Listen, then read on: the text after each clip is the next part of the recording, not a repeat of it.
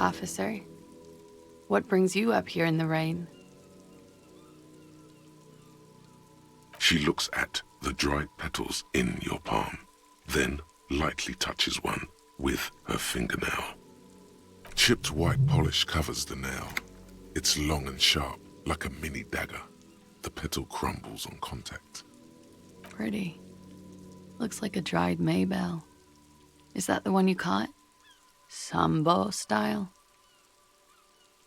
Why was there a flower on the roof?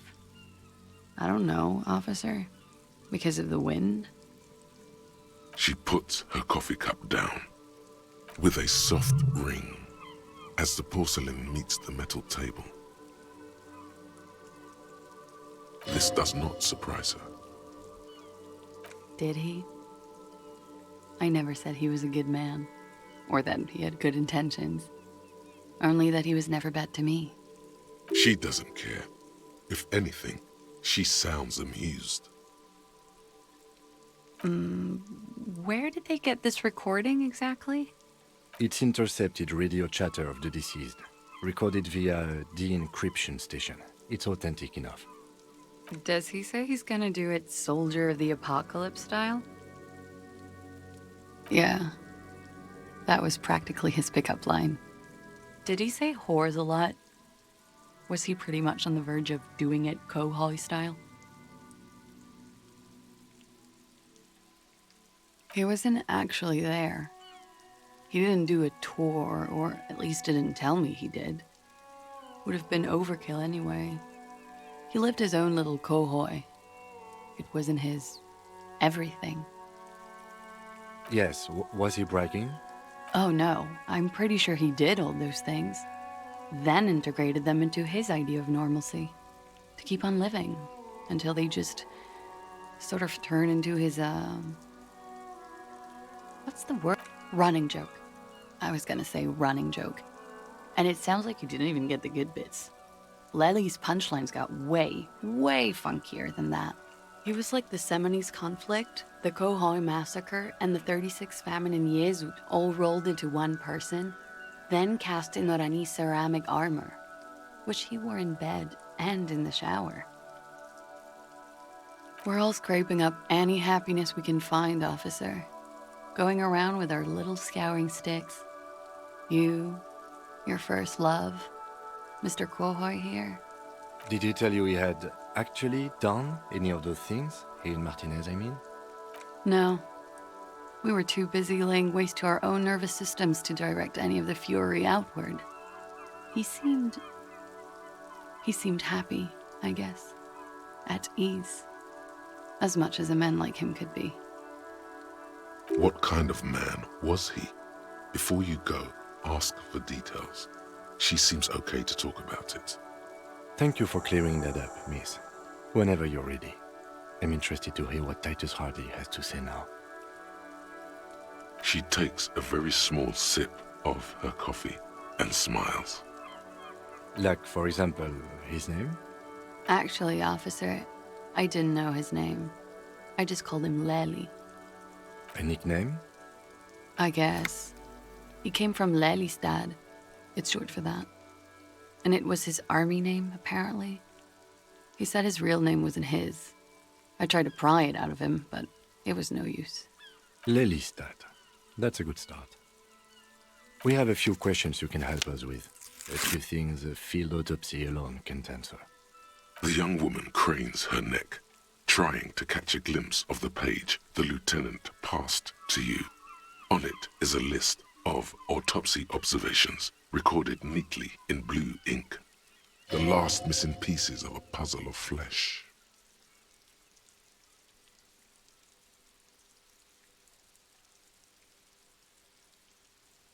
In Oranje, officer. It's, I think municipality is the term. A nowhere town there.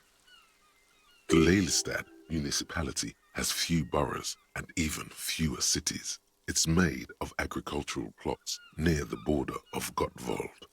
Executive summary: cows, silos, and wheat. Oranje? Oranje's map of waterways? This fits with his tattoo. You were almost right, officer. That means his race was occidental, not mondial. I'll update the form. Yes, we were compatriots. Did that bring you together? No, he was too old for that. And from another part of Oranien Rek. I didn't even understand his accent. What brought us together wasn't Oranje. It was bad habits. No love for Mother Aranye. But wasn't he a soldier? This could be worth pursuing. No, he left the National Service after they taught him to do what he did on Seminine. He wasn't the flag-waving kind. He was the making money, killing people kind. He was by no means a stupid man. A people person, a small platoon leader, certainly not a patriot. There is nothing on Muindi.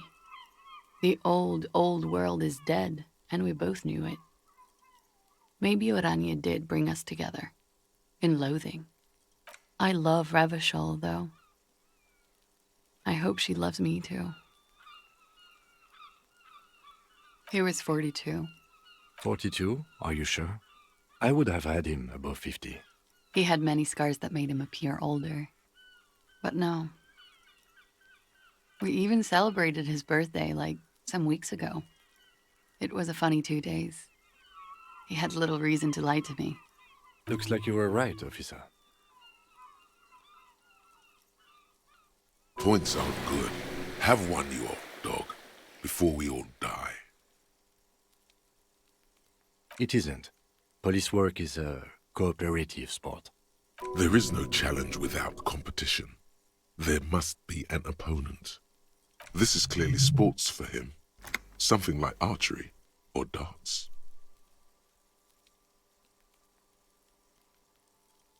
That's too pinball for me.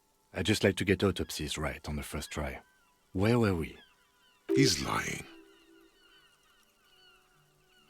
Blue. Light blue. They were like little blue galaxies, you know? It was strange, seeing those eyes in his fucked up face. Pardon the swearing. I do him an injustice. He wasn't ugly. And he had a beautiful, soft voice. Very surprising, what with all the scarring. It was quite something, watching him speak. He had a combat wound on his chin and mouth? Yes. Severe. It made him look like half his face was cracking away in some strange smile. That and those eyes. Ah, yes.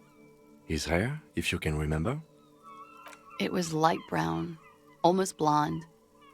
He darkened it with brilliantine, made it oily. Not nice to stroke. I couldn't convince him to leave it alone. Oily, isn't it? We have that in common now.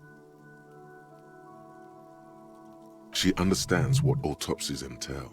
It doesn't get her off balance. No.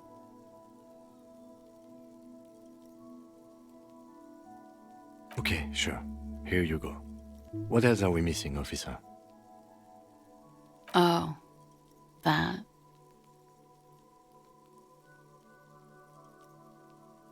Sure, service history. It was mostly for showing off to chicks, though. How? Imagine him lying in bed. Freakish musculature laid out on the sheets. Scarred, of course. Tattooed. The sheets are dirty for some reason. Is this Orani's lit? Yes. This is the very essence of Orani's lit. A moment's respite. Dark and hopeless as the struggle itself. He's smoking and drinking, of course. And his chest and shoulders and arms are studded with stars. Tens, hundreds of them. Maybe even thousands. And the woman goes like, "What was this, baby?" And he says, "That was too hardcore. Don't ask me about that." So she goes, "Okay, but what's this, baby?" And he's like, saw some bad shit there, killed some loincloths. And so it goes. Star after star, port after port, third world country after third world country. And he's done horrible things in every single one of them. Oh, yeah. No, thank you. I've seen enough of him dead. I can tell you what they meant without looking at them. Go on. He was a blue-eyed boy with thick arms, from a small town. He was also poor, and the government of Oranje needed some people killed, so they turned him into a grotesque killer. For money. He went to Killer Academy in Vredefort. Then he killed some people in the Semenine Islands. And on other islands, too. All of the islands. After this, he came to Revachol and got killed himself. Change of topic, perhaps? It very well could be, yes. What do I mean? I have no idea. I don't even know what you mean. Love did him in? What does that mean? That's not funny, officer. Her voice is like a slash through the air. Her shoulders tense up. There, she momentarily lost control over straight back guy. It appears that she feels guilty.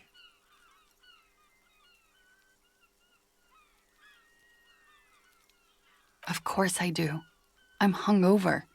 I feel guilty about everything. Do you feel guilty about what happened to him? Among many other things, yes. I could have done something. There's always something he can do, right? Ask me something else. What is this? An interrogation? You didn't tell her this was going to be an interrogation. A moment ago it was love. And no, I don't think the Union is communist. They're a couple of shades pinker than that. They're not hardcore in that way, is what I'm trying to say. What are we talking about anyway? This politics shit is a lot in the morning. Is it even morning? I think she's just tired. She doesn't know what you meant by that. And can you blame her? You could blame her, a little. It was a pretty straightforward question that she refused to answer. The lieutenant blinks. His expression does not change. All right, let's see where this is going.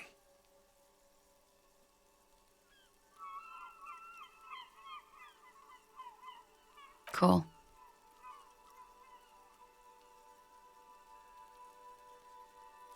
The lieutenant, all right,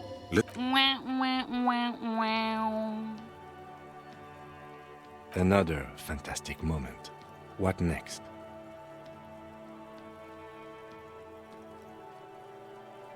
A real rainbow splattering of pharmaceuticals, I bet. Barbiturates, amphetamine, sildenafil. How much does the toxicology report cost the police of Revachol? I could do it for half of that. Save you some money, make some myself.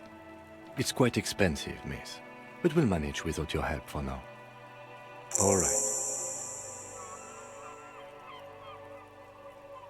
Coolly, gracefully, she pours herself more coffee. Wait, stop. That man, bloated beyond all recognition, was 42? Below the damage, the weeks of decomposition, all the swollen indignity of mortality. He was 42 years old? How old are you? That's where this is going. 45,000 liters of raw alcohol has left its disfigurements. What lies beneath, you wonder? You could ask either one of them.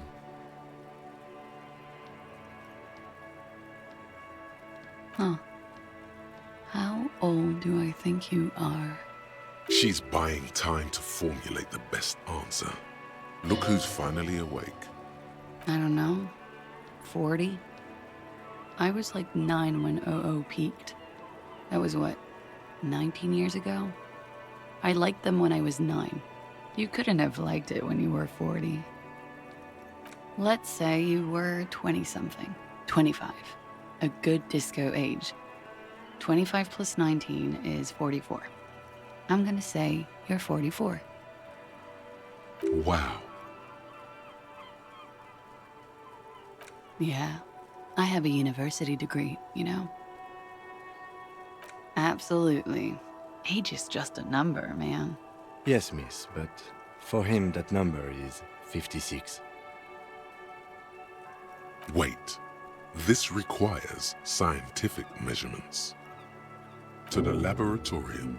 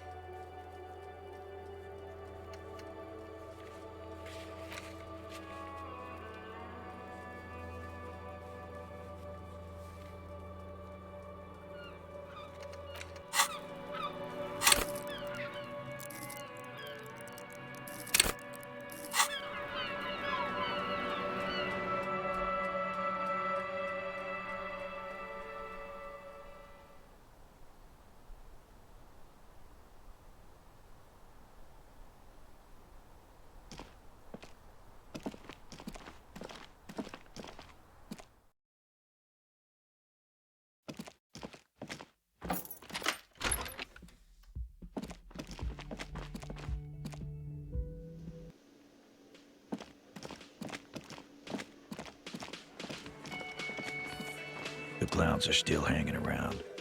What is it now?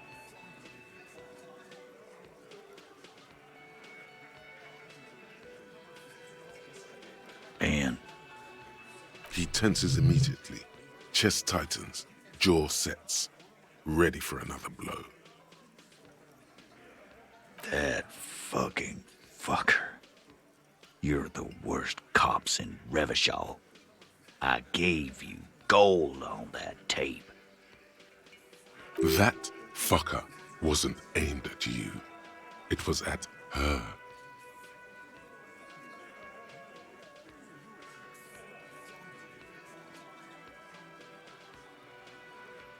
No shit, it was bad.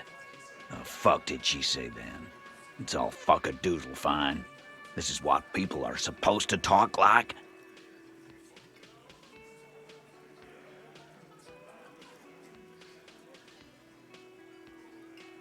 Yes. In fact, I think she thought it was a little funny. Funny. No good goddamn psycho whore. Alright. All fucking righty then. I guess it's good then.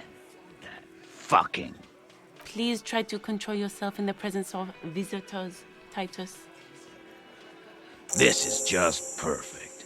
Just fucking perfect. Any thoughts on this, lawmen? Women are crazy. Irrational. That's what you're thinking, right? Also, your fists are itching for a bump. No, they're not. And you're not itching for any bumps. Don't betray your inexplicable feminist ideals for cheap macho friend points.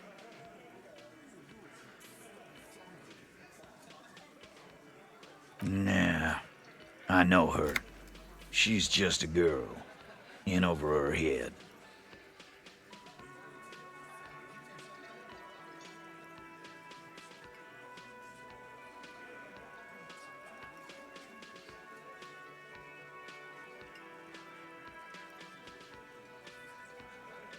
What kind of pro? Y'all saying she's a hooker? No, he's not saying that. Forget about it. Yeah, maybe. That is a possibility. I already told you. We fucking hanged him. There's less gusto in his voice now. His men too are growing increasingly silent. The man is slowing down. Looks like a bad blood sugar crash. He can't keep track of all the variables anymore. Who could? It's getting harder and harder to perform one's part in this sordid play. All it takes is a nudge. Come on, Titus. We know you didn't hang him. He was shot. I know you're tired. So am I. Why don't you just... You know what? I am tired. I'm tired of you and the whore upstairs. Next time you see her, tell her Titus said, "Fuck off!" This is the petulant rage of someone who's at the end of their wits. That lying, scamming. We're done. This is over. You understand? Your little investigation is over. Yeah. On the floor, beer drips out of the can into a small puddle. No one does anything about it. What is this quiet funeral shit? All we need is some beers in us. Bartender, 20 beers for the Dock Workers Union. Why do we make it 40, huh? Why do we make it 100 beers? You're not loud enough. 100 beers? Now we're talking. Hoppity hop over here, cafeteria manager.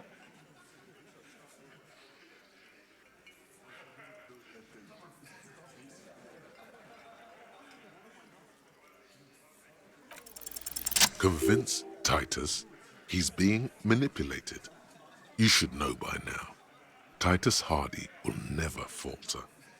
But you know someone who might.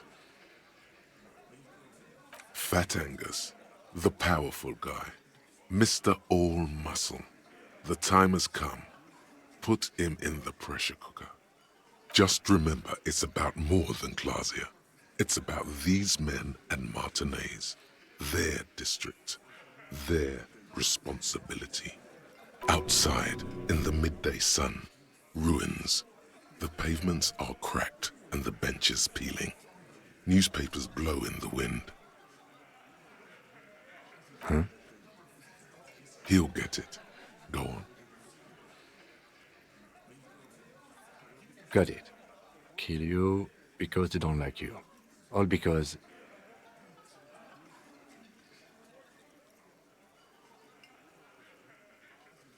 Bring that up one more time, and you won't get to write that report. The man's fists under the table are balled. You can tell from his neck and shoulders. He means it. Yes, I understand, Alain. That's your name, right, Alain? You'll kill us. That's what they do in the wild north.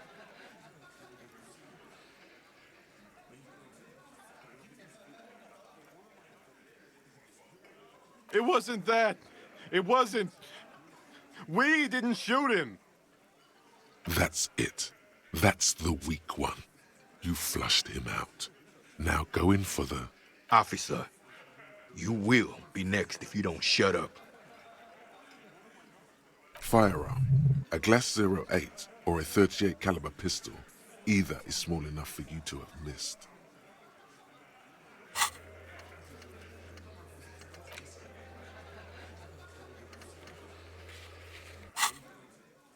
He's onto you. He knows what you're trying to do. Steel yourself. Push on. Just ignore Theo.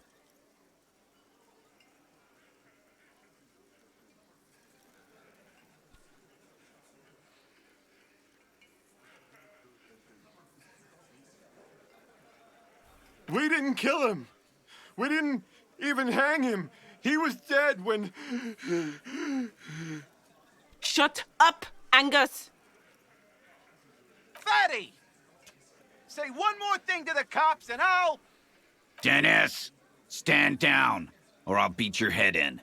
Theo, take your hand off the belt. This isn't 31. I've got this under control. Does he? His closed fist is shaking. It's you who's in control. Let them have their moment. Angie, where's your goddamn inhaler? You sound like you're dying. I left it home. I can't get it. I'm too fucked. I'm sorry. Why are you so fucking fat, Angus? Now it's all pointless. Because of you. You wasted my time. I told you, Titus. I told you just give her up. Lizzie, your help is no longer needed here. Go tell Evrard. Fine. I'll tell him. After a long walk along the coast. You're in. He's all yours. Questions?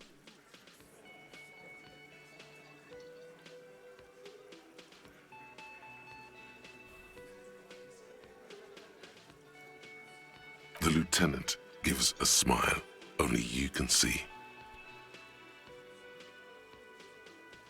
He nods. You hanged the corpse to cover up the real cause of death, the bullet in his head. Another nod. 'Cause the girls asked us to. They were in some shit. Girls plural? There's another girl? 2 of them? Take note of this. They'll probably say more about her later. Did she kill him? Cop, I have no idea. The girl says she didn't. He doesn't think she did. Or at least he hopes she didn't. Classier came down. She seemed really out of it. Drugged up, even more than usual. Bug-eyed and gurning, you know? Not in a fun way. It looked like she'd redosed after something went down. I've seen that look before. She was scared. I knew someone had died. I've done this job for 10 years. I've seen it before. It's the politician in the motel room with the dead hooker scenario. Only in reverse. Good analogy, boss. You don't get to talk yet, Shanky. You're still on the bench. And you keep taking it easy too, Angus. That's okay with the fat man, still wheezing there. He couldn't speak if he wanted to. We went upstairs. Sure as day the merc was dead. There was a bullet hole through the window. Fucking dirty sheets and bottles everywhere. He means they'd been fucking? Tibbs patched the window. And the corpse. We hanged. Me too. Nah, he's my brother. He's in the window replacement business. Right now, he's grateful he hasn't gotten his brother into this mess.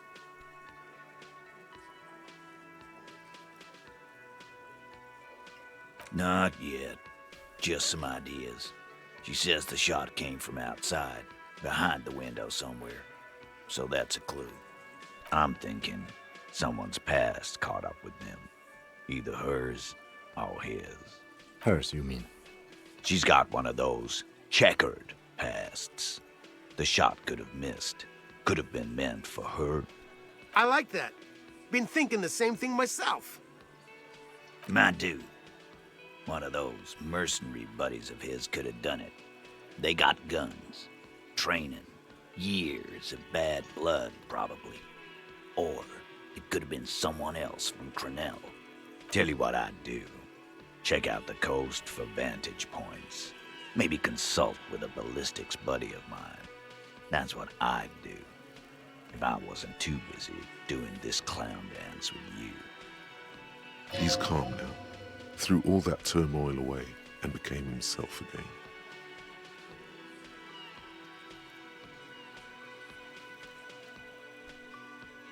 You may have noticed our girl's in some shit of her own.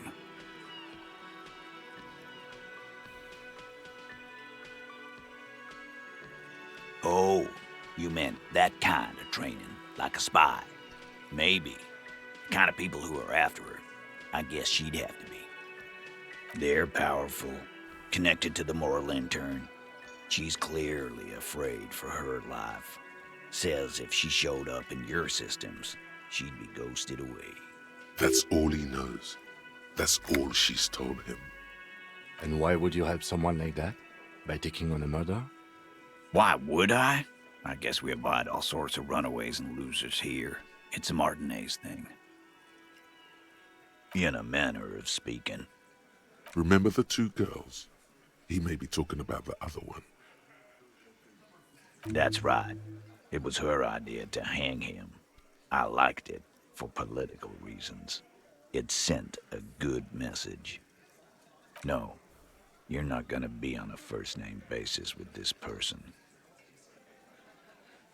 You're not getting to her. This person is affiliated with the Hardy Boys. It's Klasia you want to talk to.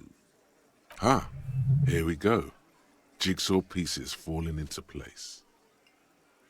I wouldn't go that far. She's just a woman who's sometimes in our company, who sympathizes with Klasia. Let's leave it at that. You know, actually, some of the guys have been talking, and, No!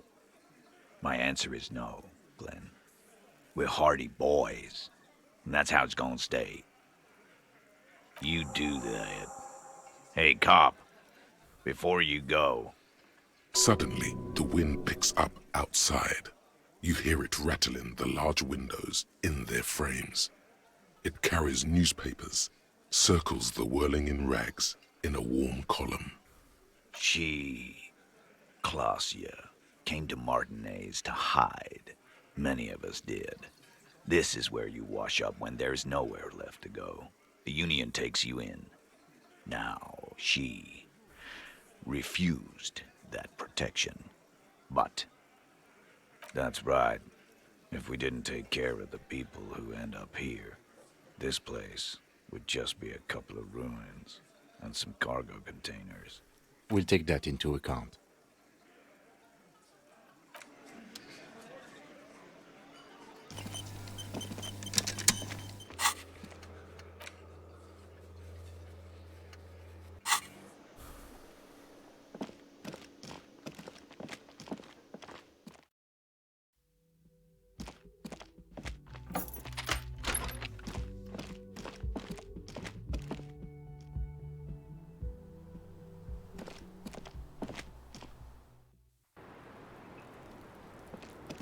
It's always good to see you. Something in her demeanor has changed. She's tired, consigned to her fate, to being here with you and what's to come. I understand. Just like that. No resistance. Her shoulders are slouched, her feet long and straight. I didn't lie. Not a lot.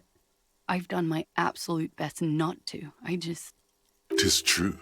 The lady hath tried to avoid falsehoods. Come on. She lied through her teeth, and you know it. It was a mistake. I'm sorry for wasting your time. This is good. Clear the air first, between you two. Then move on to questions. No, it's not good. It's the opposite of that. This will let her dictate the terms of your... Shush, I can't hear what she's saying. Let the miss speak.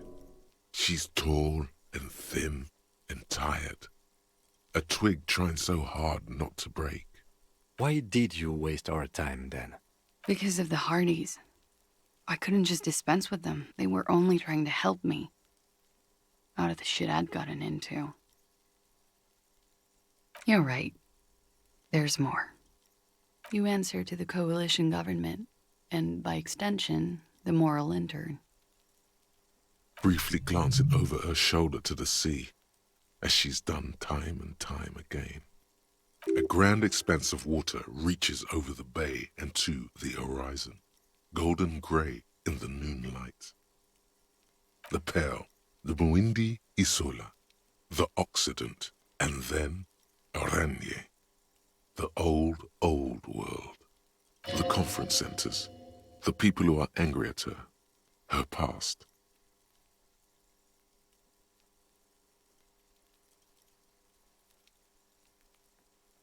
You share a database with them. You send people to their courts.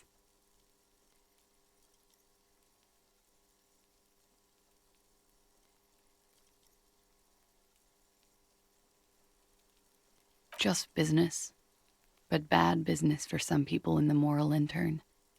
If I show up in your records, officer, they will find me. They will... What happens if they do? They will kill me, sir. If you file my name, take me in for questioning, enter me into the moral intern mill, well, then I'm fucked. For nothing. This murder didn't have anything to do with me. Here we go. For once, you seem to have her off guard.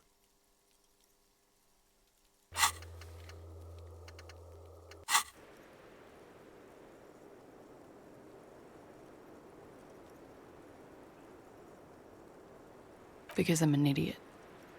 Which is an indicator of truth. Idiot.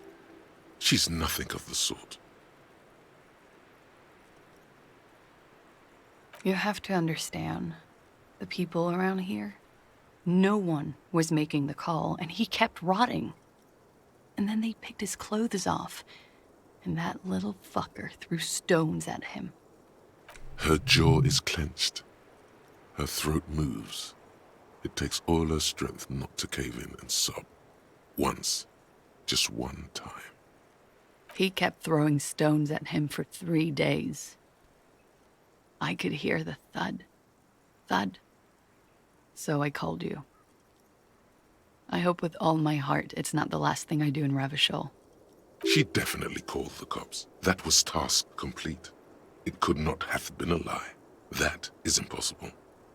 Oh God, that was a lie too. Who made the call then? She did, of course.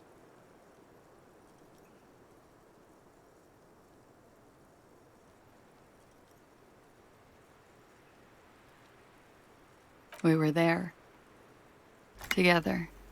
In bed, I mean. Okay. He was in a kneeling position. He had just entered me. I was on my back, looking at him. I heard the window behind me shatter, and I turned to look.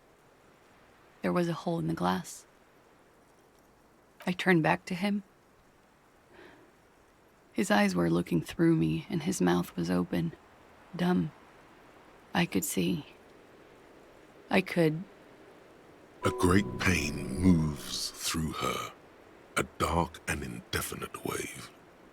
She continues in spite of it. I knew he was dead before he fell down on top of me. He was heavy.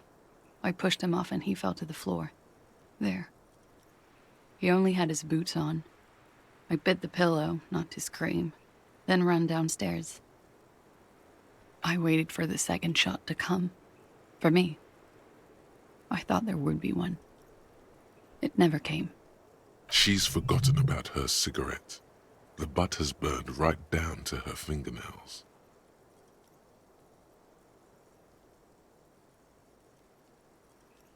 Oh.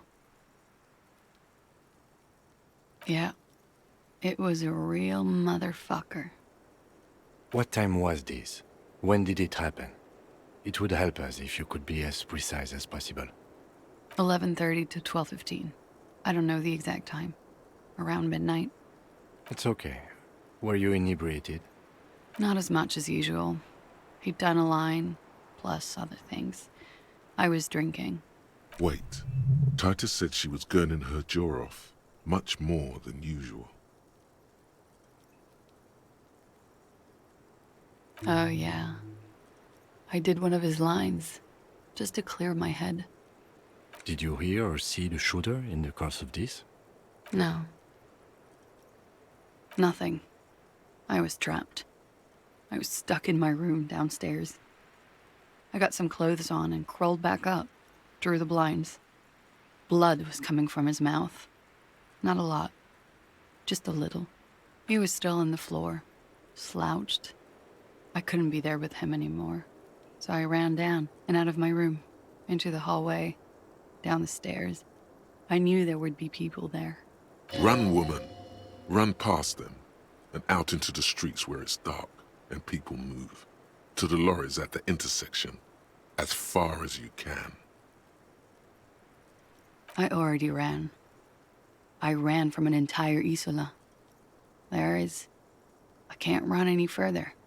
Not with these people. This is as far as it gets. It's not nice, but it's not illegal. Not here in Ravachol. Or even in Oranje. What exactly did you do? Industrial espionage. I joined a business collective with the intention of betraying them. I did my job well enough to be asked to do it again. With a bigger company. The kind you really, really don't fuck with. I took their ledgers, 2 decades worth of accounting. I need the names of the companies involved and who hired you. The job was Luz doing County Savings Bank. They sound small, but they're part of the Lewis Scott conglomerate. That was the second job. The first was some printer company. You wouldn't know them. But she really destroyed them. She still feels it. As to who hired me for the job, I don't know. But they're after me too, along with Lou Scott and their friends in the MI. Once you're done in the competitive intelligence circuit, you don't have allies. You're radioactive. Lowe's Cap. These people engineer financial disasters in second world countries. The conglomerate also includes the Bank of Consecration, Airberg, and the popular Papalolo line of dairy products. Yeah. Papa fucking Lolo wants to kill me.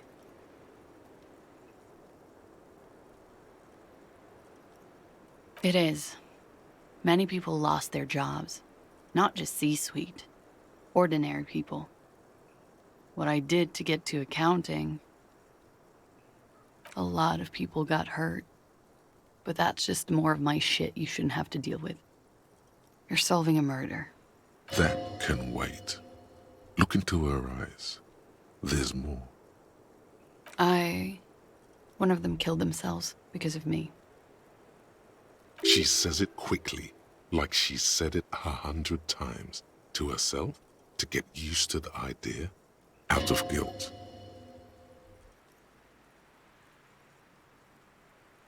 How do you deal with anything? It's all just... How do you do it? There you have it. The way of the warrior.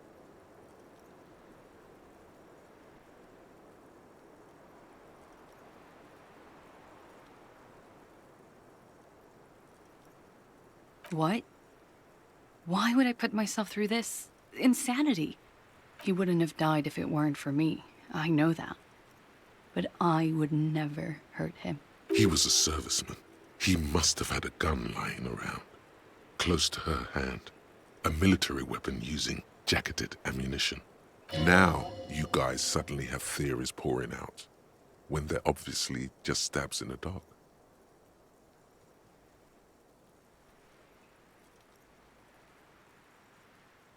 I'm sad to hear that. They must have said it in some fit of frustration or under pressure. They couldn't have meant it. I've talked to them after it happened. No one has implicated me. She's getting scared now of you, the downstairs people, all of it. I did not kill him to defend myself from rape. I told you before. That wasn't what happened. True, sire. 'Tis true. No. I specifically asked him not to carry firearms when he was with me. He only had his stupid armor. I don't know. His friends have rifles. Maybe those psychos did it? Coalition military have rifles. I'm not a munitions expert, and I did not shoot him. She might have been a tad disingenuous when she avoided talking about the bullet in his head before. Look who's waking up from 1,000 years of sleep.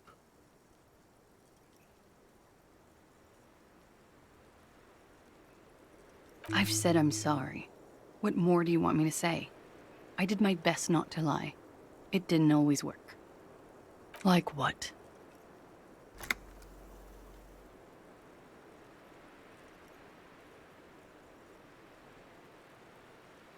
When he was shot? I may have. I don't know. I couldn't hear anything over the glass exploding. That's the first thing that went through my head when I heard the glass break. I thought they'd found me. They've killed him to punish me. All last week, I've tried not to talk to anyone or be seen with anyone so they wouldn't be hurt. I've come to understand, however, this is paranoia. What happened didn't have anything to do with me. Or, I don't know anything anymore. All I do is wait here. We can't go after Loose Cap. Not yet. There are other, saner leads. I don't ask you to, Lieutenant. If there's one thing I know, it's that you'll get nothing from there. Sylvie was tending the bar. A lot of people were there. The Hardys were at the table in front of the stage. I think the Union box was full. Ruby was there too. They were having such a good time.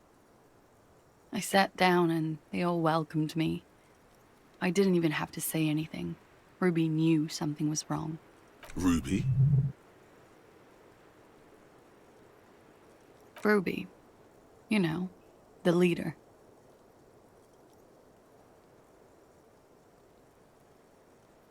The leader? Of what? The Hardy Boys.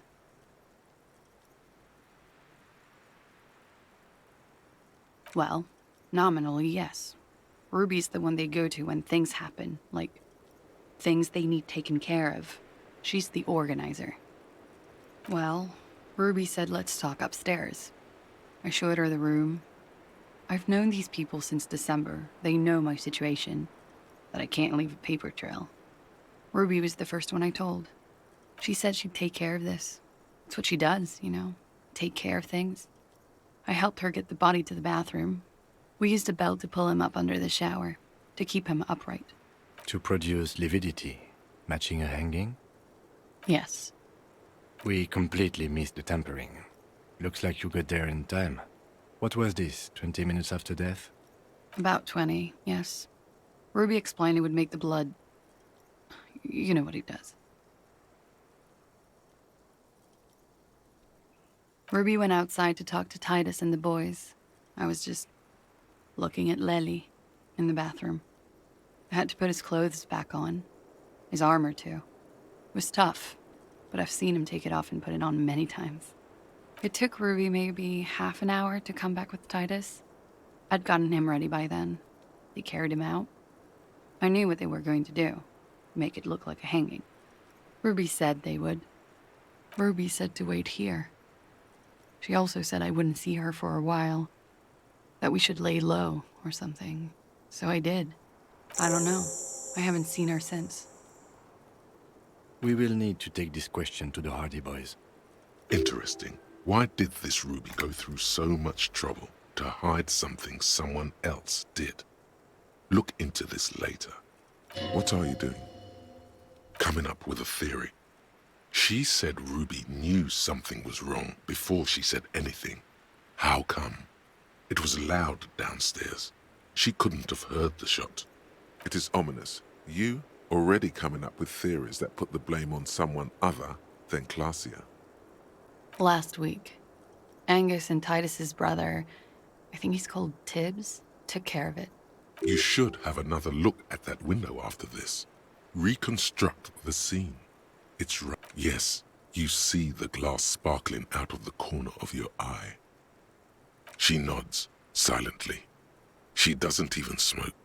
Just picks up the cold coffee and holds it in her hands. He's thinking, are we done here? Or should we arrest her? She's a flight risk and she lied to you. She should be taken into custody. No, that won't be necessary. Just leave her alone. She's been through enough. She doesn't need this police brutality. This guy won't budge. You have to wake Multiface up, forcefully, if you want to continue pushing her.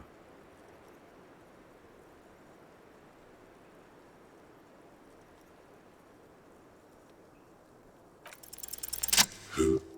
What? Dear God, you've been lied to. She could have killed her lover and lied to everyone. She's not candid at all. She's smoke and mirrors and will-o-wisps. She probably didn't give you her real name either. Why would she? Arrest her immediately before she further entangles you in her web of lies. Take it easy. Don't overcompensate with this course correction. Ask questions first. Yes, start at the top. Choose at the bottom. It's how we've always done it. No rush. See?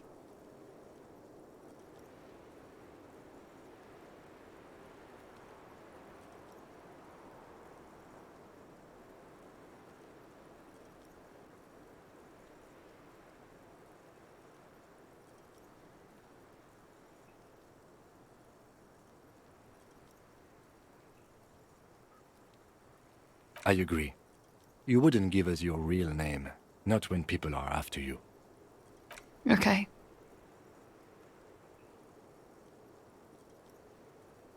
Okay, it's not. You log your work every week. It's all transmitted to Common, sir. I couldn't just beg you not to enter my name. So I lied. Like I lied before. Like I did at LCSB. I have to lie all the time. I'm so tired of it. She's not lying now. She really is very tired. Her metabolism is failing her. The afterglow of whatever narcotics she's been taking is wearing off.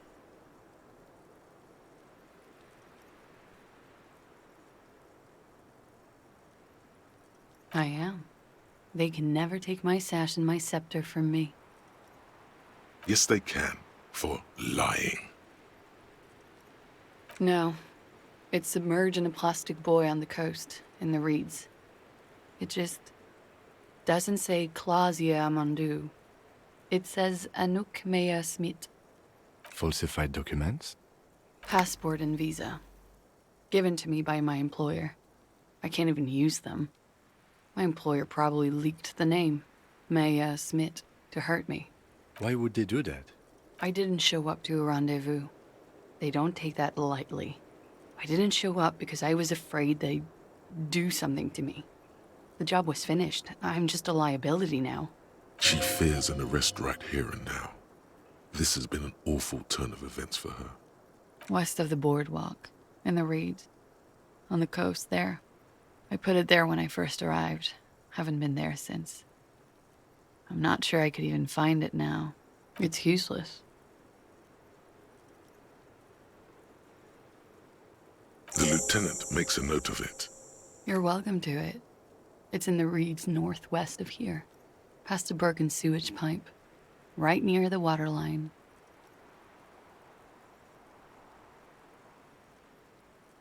It's Katarzyna Lazie. It's a Grad name, Jimsk or Yugo-Grad in origin. Not Occidental at all. Smells of motor oil, tiger, economic desolation, and rock music-infused alcoholism.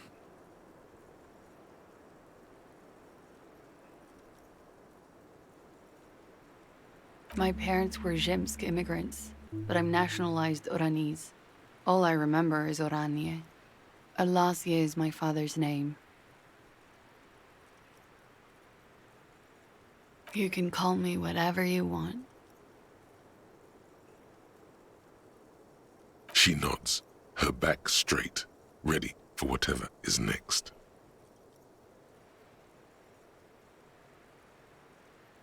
I did. What is this? I called your desk or whatever it is. The numbers are all over town. Call 8-100-2 for emergencies. There was an older woman on the other end. It sounded like she was smoking. She took my complaint. She coughed. That is the emergency's desk number. Anyone could know that, sire, by looking around and calling the desk. I don't believe a single word she says. What time did you make the call? Thursday night. It was late, sometime after 12. It checks out.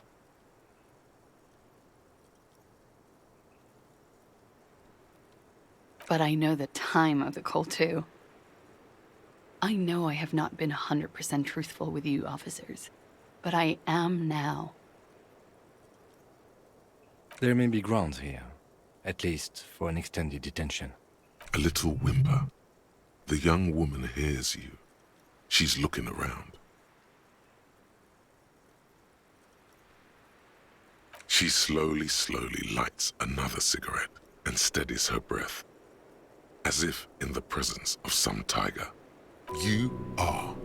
This is not the end of this. Lies. Yes, we demand she be punished for deceiving us. We demand her anxiety. We demand her fear. But I haven't done anything. Anything illegal. She purposefully misrepresented information crucial to the case. fucking mind games. Enough. That's right, gang. Stern and merciless now. Stern and merciless as we reel her in.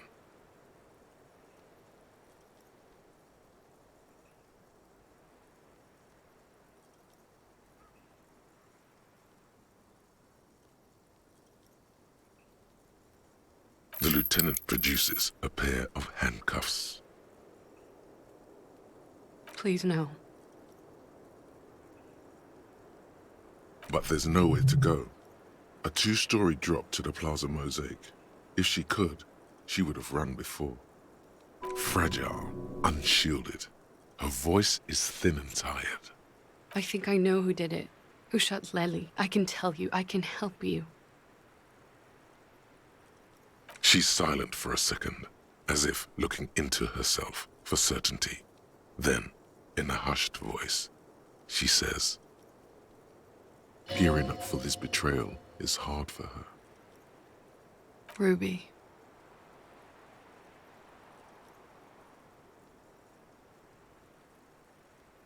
She has this thing for me ever since I met her and the boys downstairs. She's been pretty frank about what she wants. Sex. And more. I made the mistake of confiding in her. I told her I was on the run. She started protecting me. It became an unhealthy relationship. When I started spending time with Lely, she told me to end it. Said there would be shit if I didn't. It was not a good meeting. We stopped talking after that, but... I don't understand. What exactly in your relationship made you think she's romantically interested in you? She said she's in love with me. She even asked me to run away with her when I told her I'm a fugitive. She started developing notions about our relationship. And you led her on? A little. I was flattered, you know? But then I had to let her off, and it was not easy. I came to regret being friendly with her. We maybe kissed, nothing more. I know what this sounds like. That's why I didn't want to tell you before. But she knew what had happened when I came downstairs. Somehow, she knew Lely was dead. She wasn't surprised at all. When we came up here, she was calm as a stone, too.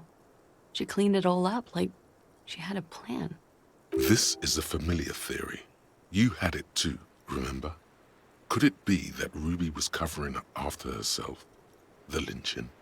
Yet again, you're coming up with this. The worst thing is, it may be true.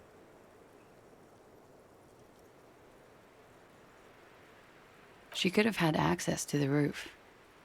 You've noticed that door there, right? Maybe it leads downstairs.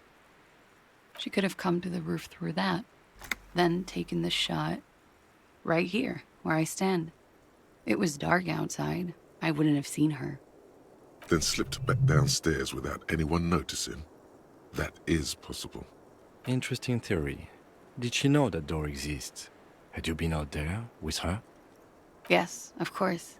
She's been up here many times, jacking private stations off the ring antenna. She used to come here to drink on the roof with me, before it got weird.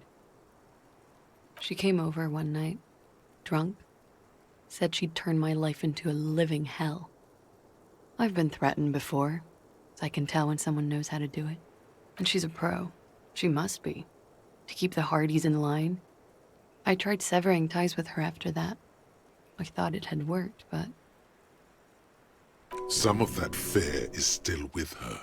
She exhales sharply. What are you talking about? She's afraid you'll arrest her. Okay, and what? Arrest the liar now. She's stuck here. She's already in prison. Look around. She's only trying to help you.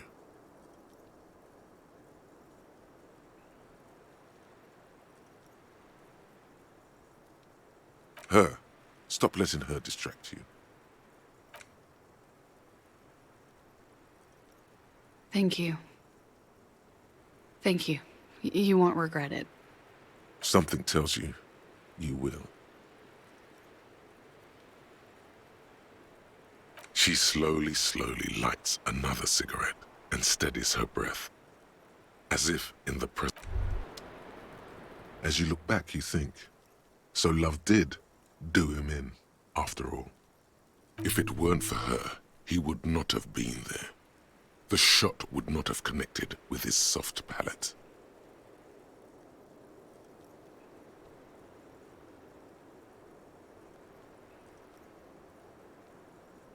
She's silent, holding on to her coffee mug. No vapor rises from it. It's cold. It appears this one has not been entirely corrupted. This may help. This may help the others see. No. Communism killed him. Remember? Love made it possible. You know this much. Yeah. I'd like to think he didn't love me. Or that it was chemically induced and not real. Easier that way. I don't know. You do not know. A wind of needles. Airships flutter in the stratosphere. Who knows? It's getting cold out. You should go.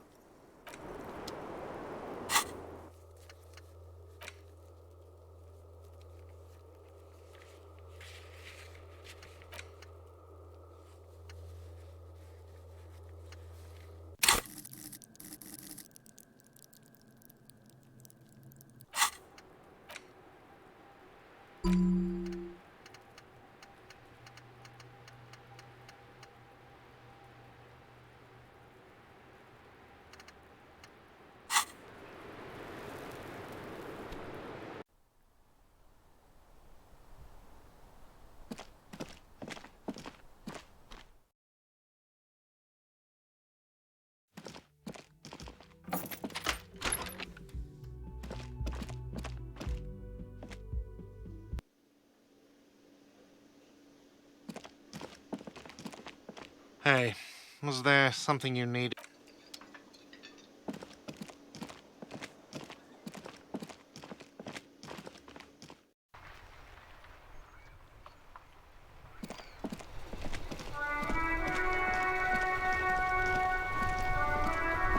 Oh, sorry, officer.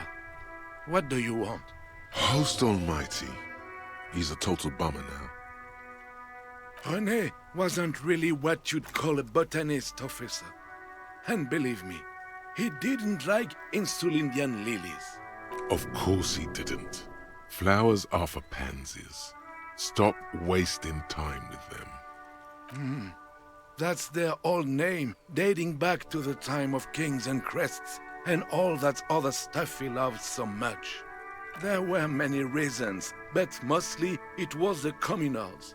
They called them the Bells of Revolution. I guess in the end, the Insulindian lilies were just another piece of the whole Insulinde. The Royalists had to surrender to the Mazovian insurgents. It doesn't really matter anymore.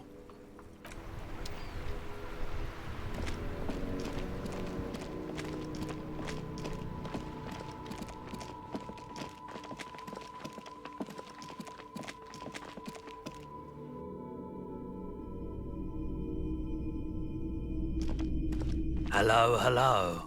Let me... It's the 700 Real.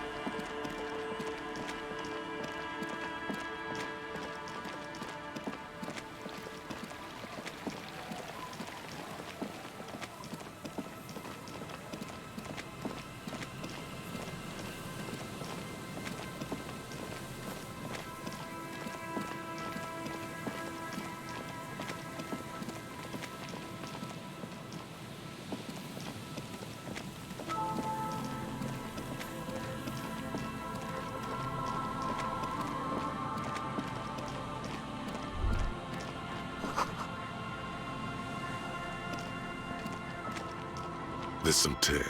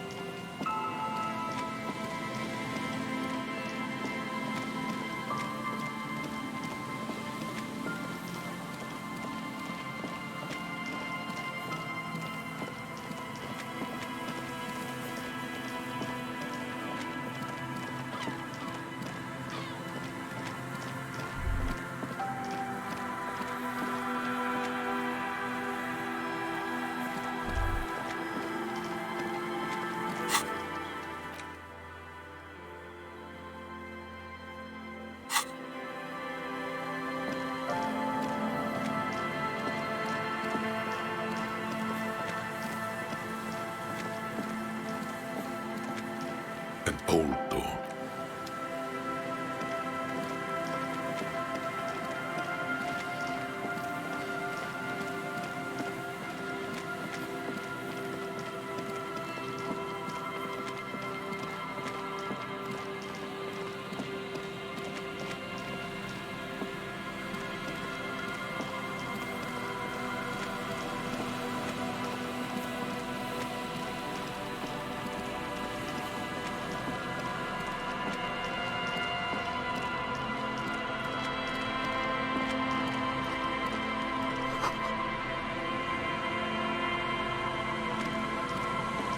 A metal and plastic contraption bobs up and down amidst the trembling reeds.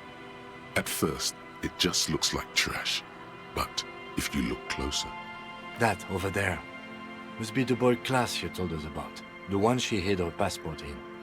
We should take a look. Ooh, hidden things, secrets, lies. You lift the boy out of the water without much effort. It's not tied to anything. The cords dangling from the bottom appear to have been cut. It smells like you would expect it to smell. A concentrated version of the coast. Salt, industrial slop and decay.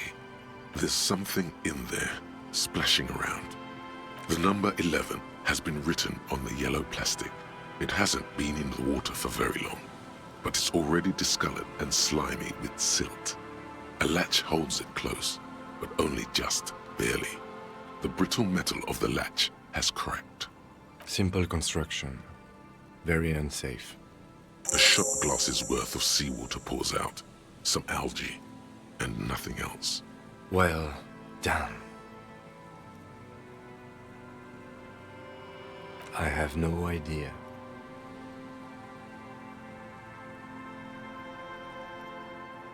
I wouldn't go so far as to say that. This is only a small loose end, but I do wish we knew who took the documents.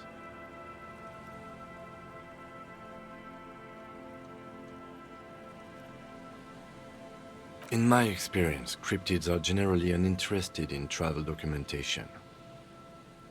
We should go. You could ask the miss what she thinks, later, if you have the time, though you doubt she'll tell you much at this point. I have no idea. I wouldn't go so far as to... That may very well be the case. We should keep an eye on her. Nothing more for us to do here. Let's go. You could ask the miss what she thinks, later, if you have the time. We still got here too late. There's nothing of use here anymore. I have no... Or think we do. This is a small loose end, either way. Might have been Glacia, might have been the people after her, might have been a local drunk. We should go. You could ask... I have no idea. I wouldn't go so... Could be. We should keep an eye out. Nothing more for... You could ask the miss what she...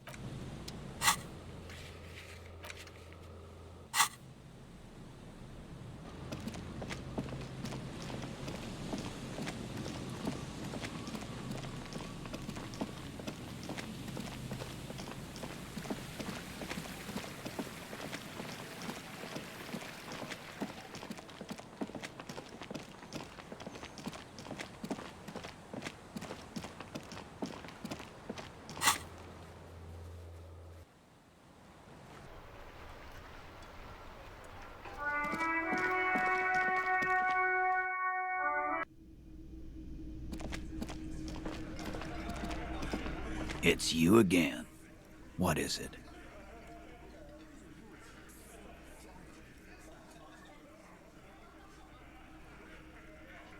Why?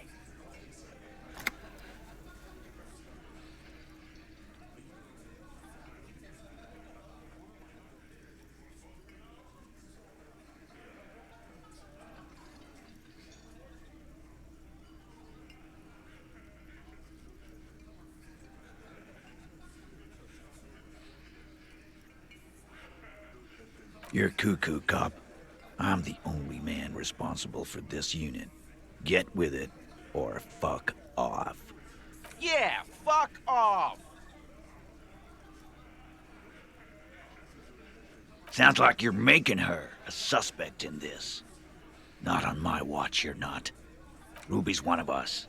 We're not gonna throw her under your moral intern steamroller. Fuck that shit.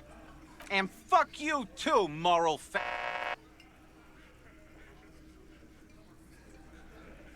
Ruby is missing. If you hide from the police in a murder investigation, you become a suspect. You know how it works, guys. That's nothing. That's just legalese. You don't even have a sound theory. I don't want to be rude, but we're trying to get some R&R here. Think you could fuck off now? I think we'll keep sticking around, Titus. You'll be surprised at how quickly a theory presents itself if you keep looking. From the corner of your eye, you see a little bird fly into the bush, right behind the window, behind Titus's back.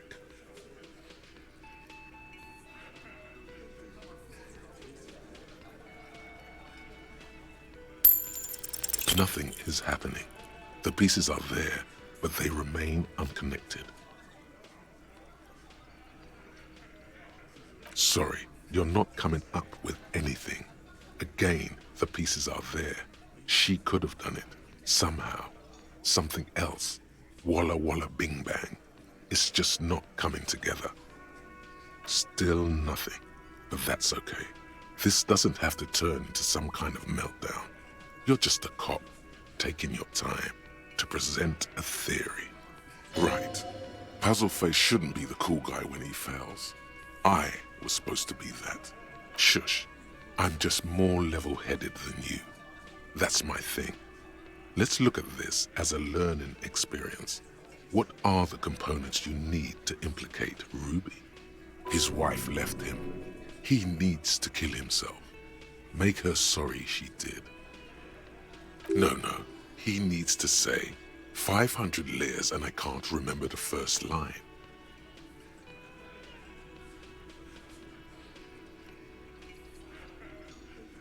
You know, I'm beginning to think this clown is squinting at me because he wants to start something. Nah, boss, he's just mentally handicapped. I've seen him do that. He's thinking.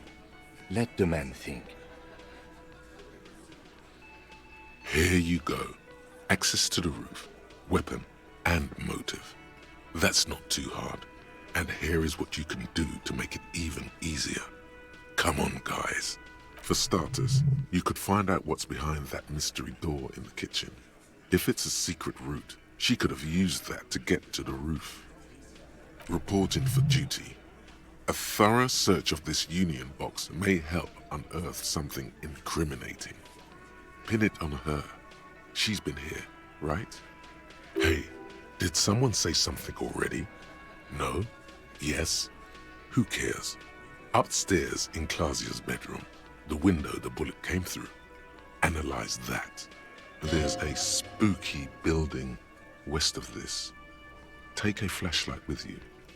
Search the basement. There are secrets, magisterial, ancient secrets that may assist you. Say, 500 layers and I can't remember the first line. No, he already said that, and nothing good came of it. Just do what the nice, helpful guys said, and don't do the bad things. It's that simple. Unless we have more business, we should.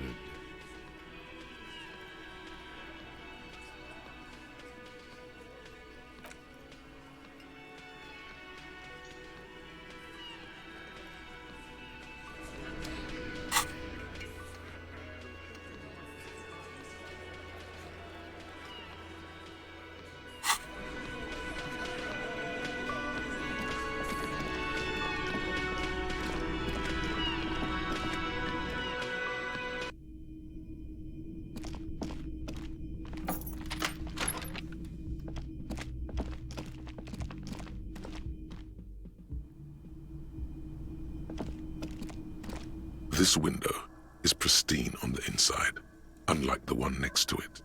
Light from the desk lamp reflects off the glass in an untarnished golden halo. The golden light melts away into the blue, glassy darkness of your mind. In it are two neon-lit shapes, a man and a woman on the single bed. Like the witness said, the man is kneeling, the woman is on her back. It's the night of March 4th and a shot has just been fired. The man looks directly at the woman. The shot's possible directions converge in his mouth, a ray cast from somewhere outside, entering his brain, ending him. From the roof outside, location A prime, the glass fractures around the bullet hole, shards face inwards like a corona behind the woman's back. The man does not know the bullet has entered his brain. He never will. Death comes faster than the realization. The ray cast from the man's mouth unravels into a fan of possible directions, all on the roof at first. The shot could have come from any of them. This is composite location A prime, most likely of the origin points. There could have been. Then the rain and slush and wind washed it away. This was more than a week ago.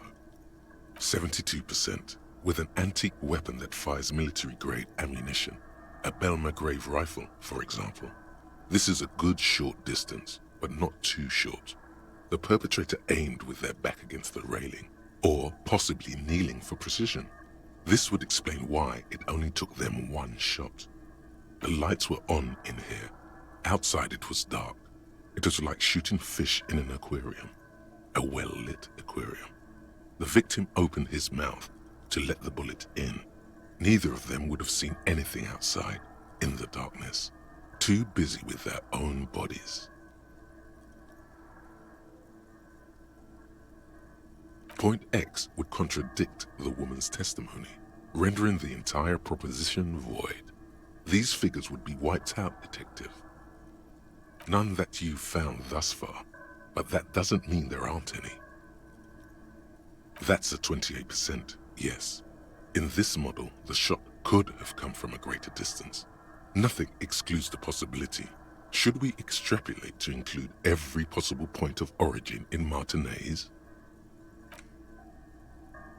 You would need a map for that, a map of Martinez.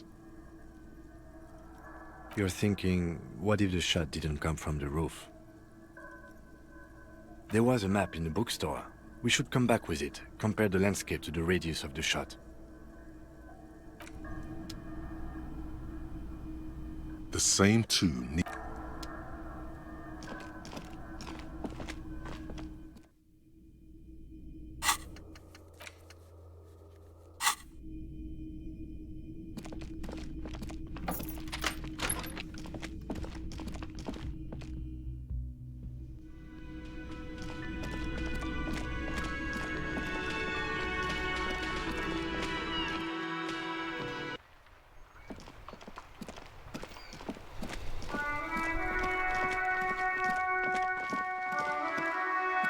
Hello again, sir.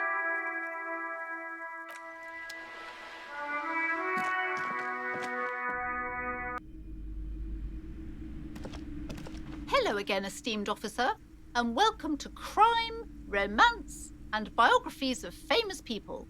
Goodness, you were already doing good, browsing the shelves. Why'd you stop? Don't you feel compelled? Go, go! Get back there. The books await you. Everything is on the shelves. Take a look yourself. She's attempting to mentally direct you towards the shelves. She only wants you to buy the goods. She doesn't care about the books. Truth be told, not really. My sister brings in most of the goods. I'm sure it's all very literary stuff with well-written prose, but you don't learn about the important things in life from fabricated stories. The truth is available if you just know where to look, and you have to open and free your mind to understand. She smiles and nods.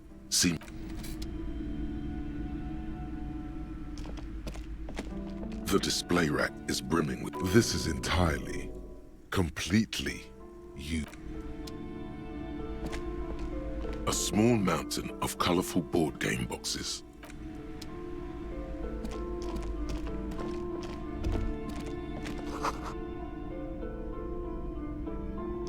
Shelves filled to the brim with crime novels featuring the supposed... Shelves full of biographies of...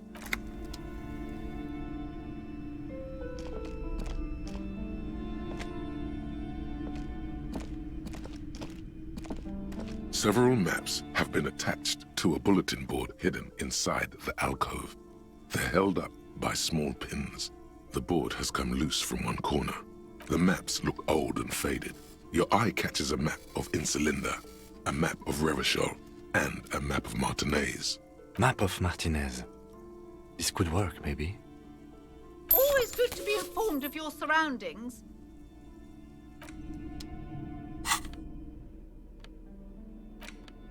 The worn map features the patchwork grid of the streets of Martinez, with directions to appropriately touristy locations. Year 48 resides on the upper right corner. Your finger moves through the various streets, across Rue de Saint-Ghislain and Rue Saint-Sipar, over Saint-Brun and Martinez North, finally coming to a halt on the spot where you are currently standing, although the map gives no such indication itself. For a more detailed view of the map, go to your journal and select the Map tab.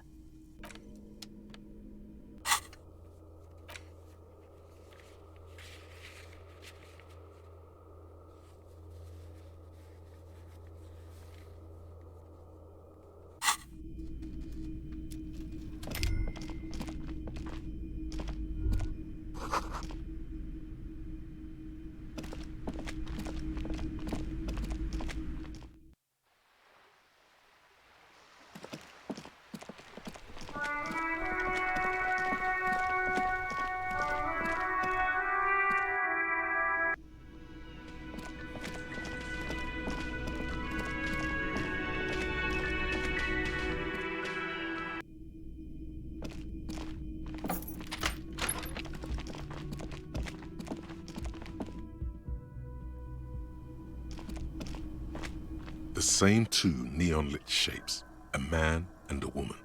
A ray of backward motion.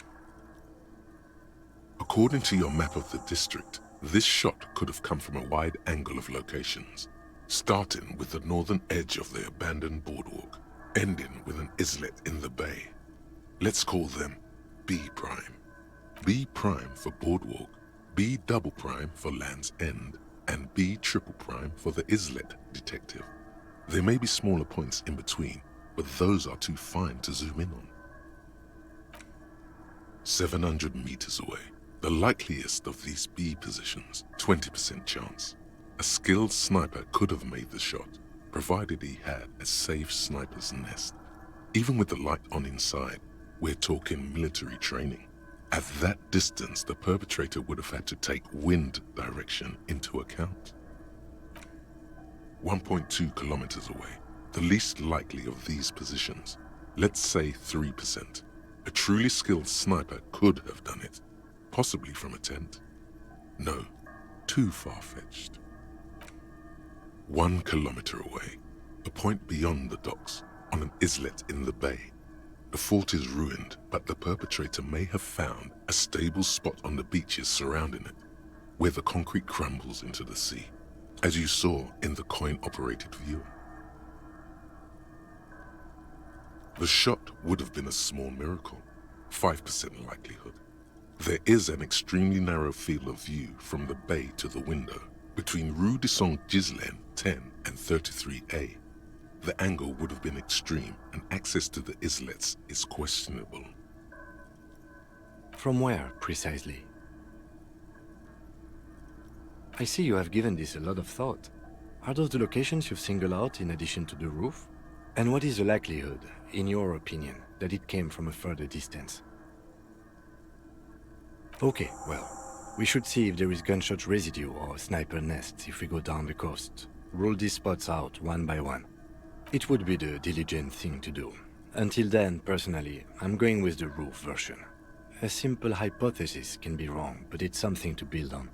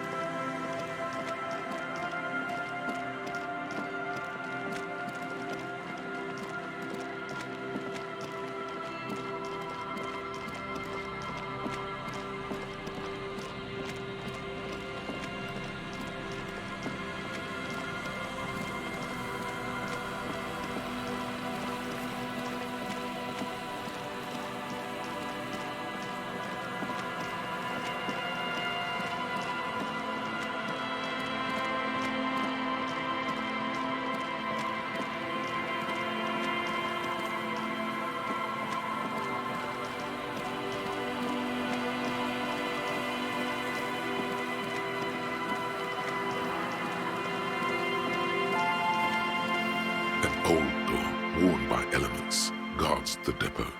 The wind has blown a sand dune in front of it. The door hasn't been opened in a long while. You see a handle. From here to the whirling, I can't see how. The church is in the way.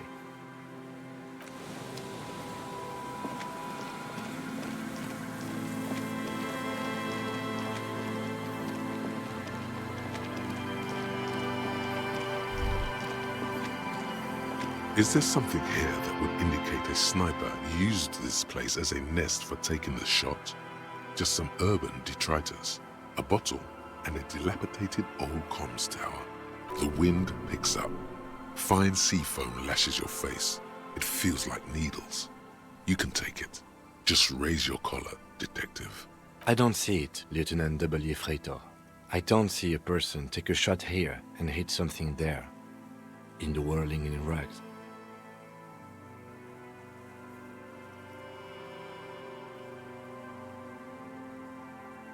It's not possible to climb that ladder.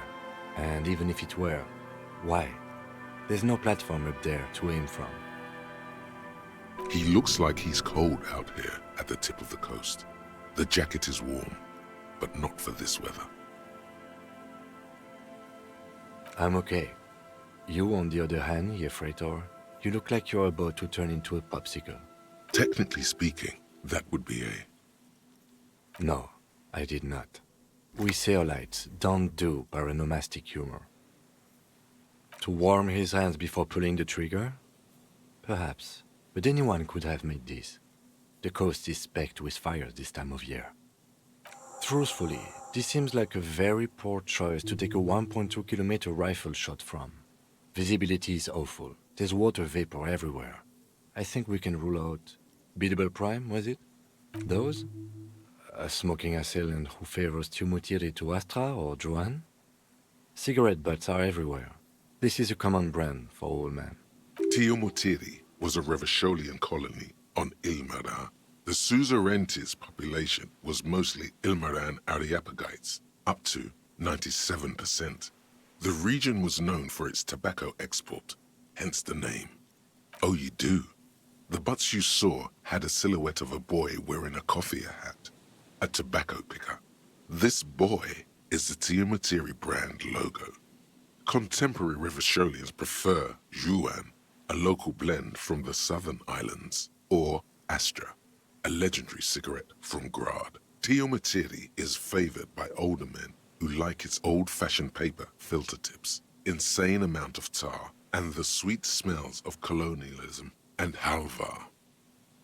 There, 1.2 kilometers over the cold water of the bay, through a thick snowstorm melting flake by flake in the waves, you see the smallest rectangle, barely visible. A glowing light on the third floor of the whirling in rags. With binoculars, you would see a young woman's shape move behind the glass, her limbs long and slender.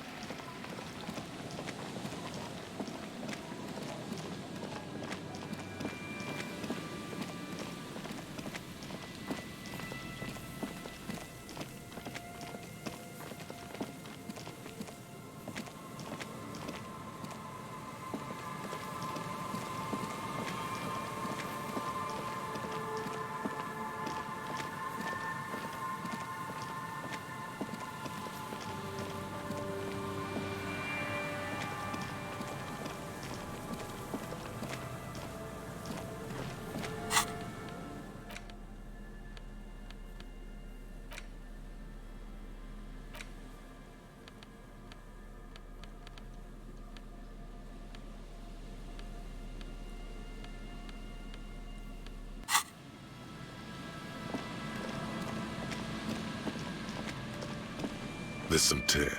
An empty cigarette pack, 2 empty bottles of... No, there's more in there. A tragedy. He shakes his head with...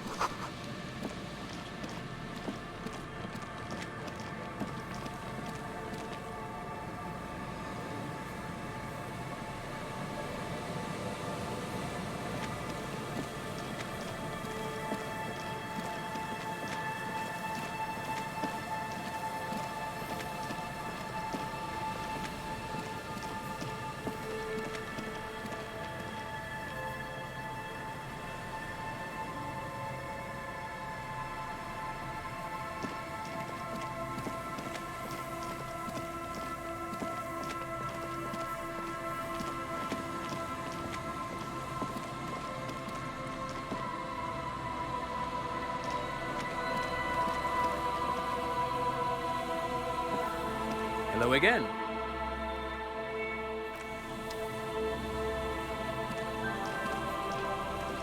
You see, a slogan used to intertwine.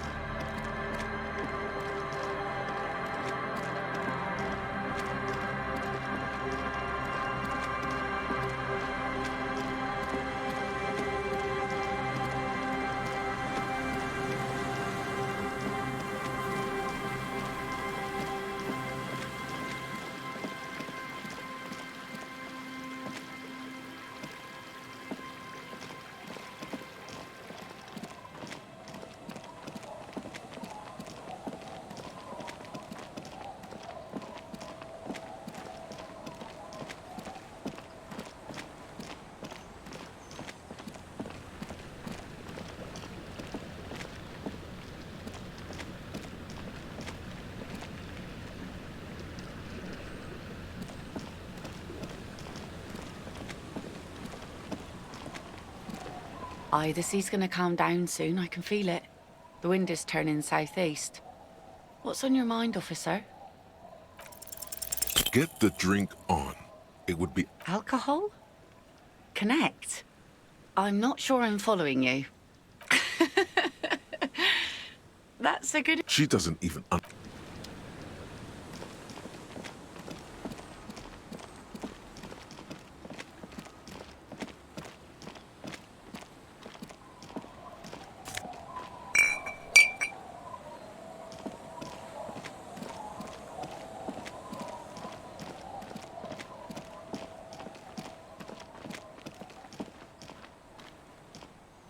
Tequila sunset.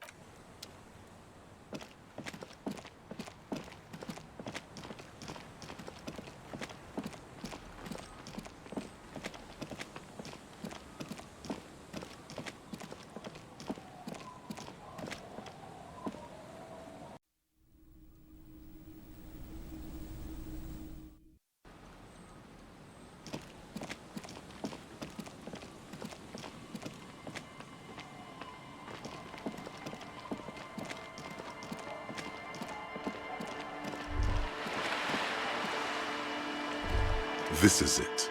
The scene of the party. The fire pit. Cigarettes and empty bottles all evidence it. Looks like they were here a while, judging from all the bottles. The sunken motor carriage provided them a focal point, like a goose ice sculpture or a chocolate fountain. Looks like it.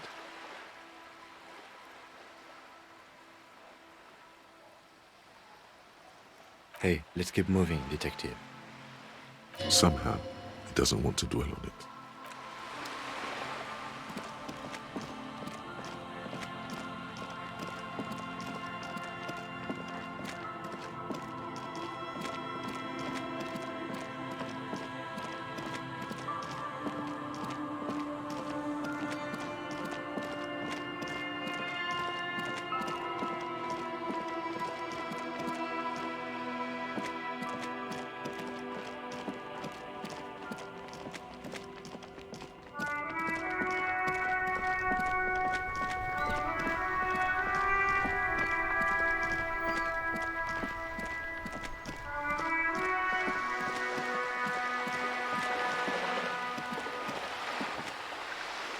This coin-operated viewer is facing southwest. A thick layer of graffito cut. That's Kuno on the left. Under the graffito, a sea of blues, and you know this to be the star of Pericarnassus. The church looks old and weather-worn.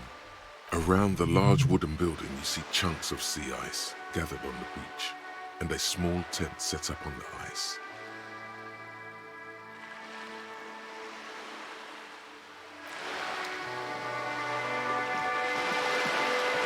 This coin-operated viewer is facing south. It has given up all its secrets. There seems to be a sunken sea fort on the islet in the bay. There was a revitalization project in '49. A design studio tried restoring Martinez to its pre-war glory. It didn't stick.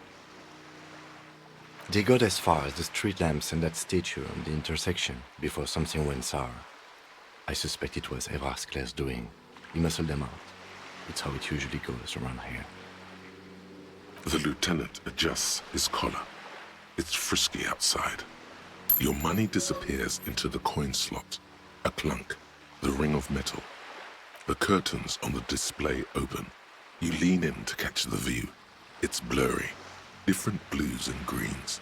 In the middle of the shimmer stands a drab grey shape, like a ghost. The lenses shift. The ghost sharpens into an islet in the bay. In the ruins, a man-made structure is visible. A half-sunken sea fort. Its concrete almost reconquered by nature. It looks as if it was abandoned quite some time ago. Nothing but a rotten tooth remains of the anti-aircraft tower. A lonely birch tree grows out of it. Its leaves ripped from it by the winter wind. The little brave birch tree seems to wave back in the wind. Can you tell? From this distance? I don't think it's possible. It's not. The details are blurry. There's water vapor in the way and waves cut into the islet.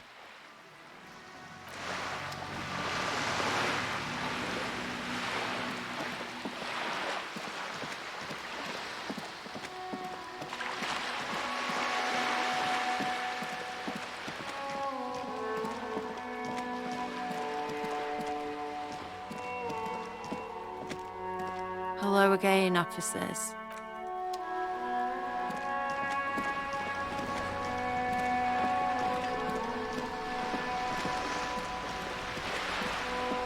You're back. Good.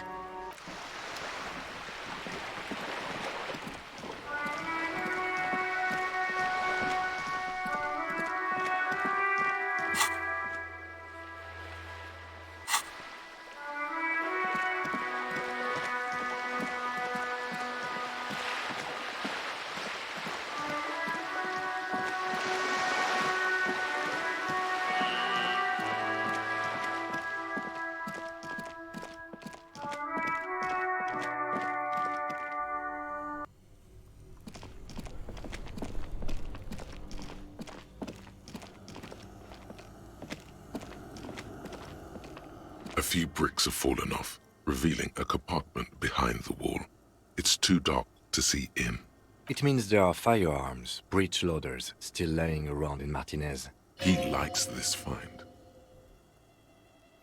Seems like an old bunker from the revolutionary period.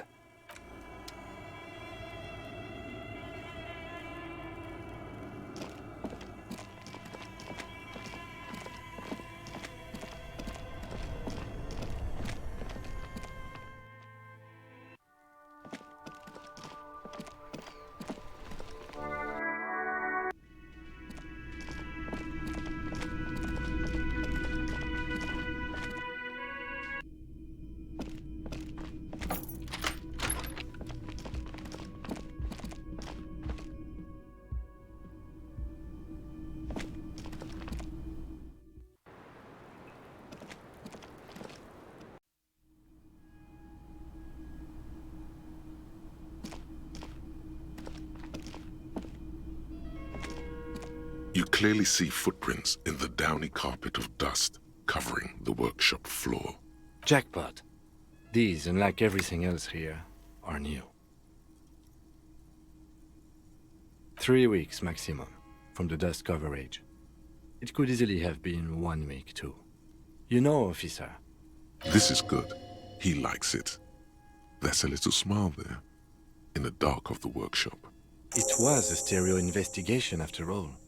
It has now converged with our main investigation, adding a new fact to consider. It means someone snuck through what seems like a secret route leading to the roof. The roof from where you can shoot our victim. This is significant.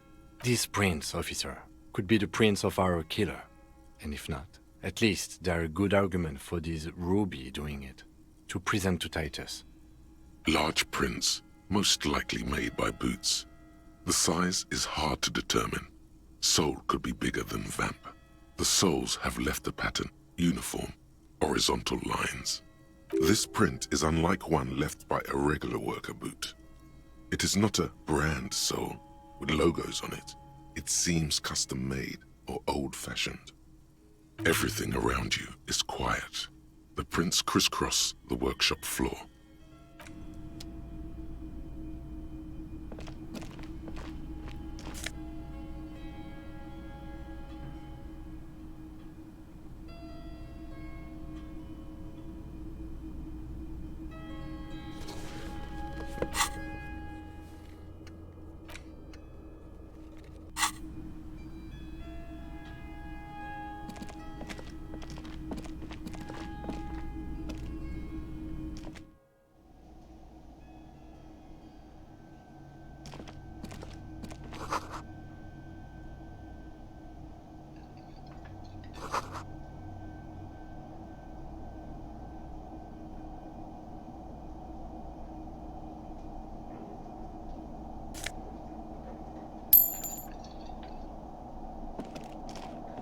Over there, in the corner.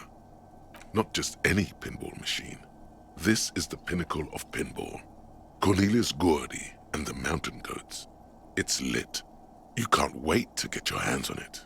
Lit, a phrase almost synonymous with the Insulindian pinball scene. Any pinball scene, really.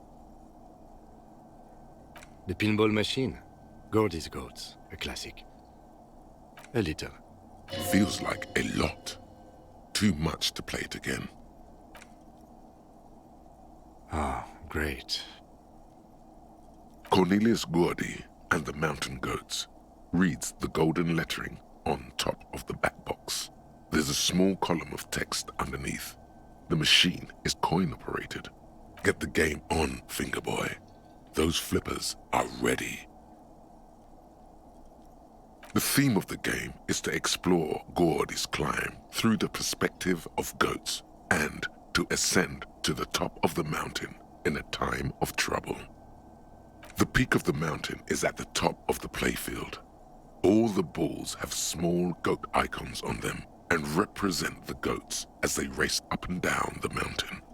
Areas around the playfield represent Gordy's climb, places he was said to have camped, which the goats can discover. Get them to the summit. Above the painting of a mustached man climbing a hill, a column reads, inspired by the legend of Cornelius Gordy, taken on the world's tallest peak, Corpus Muindi. The Mesk legend holds that when the nation is in danger, heroic Gordy shall return and save his people. Indeed, think of them as bulls. It takes a while to get into a rhythm, but pretty soon you're able to keep 3 goat-faced balls in play with relative ease.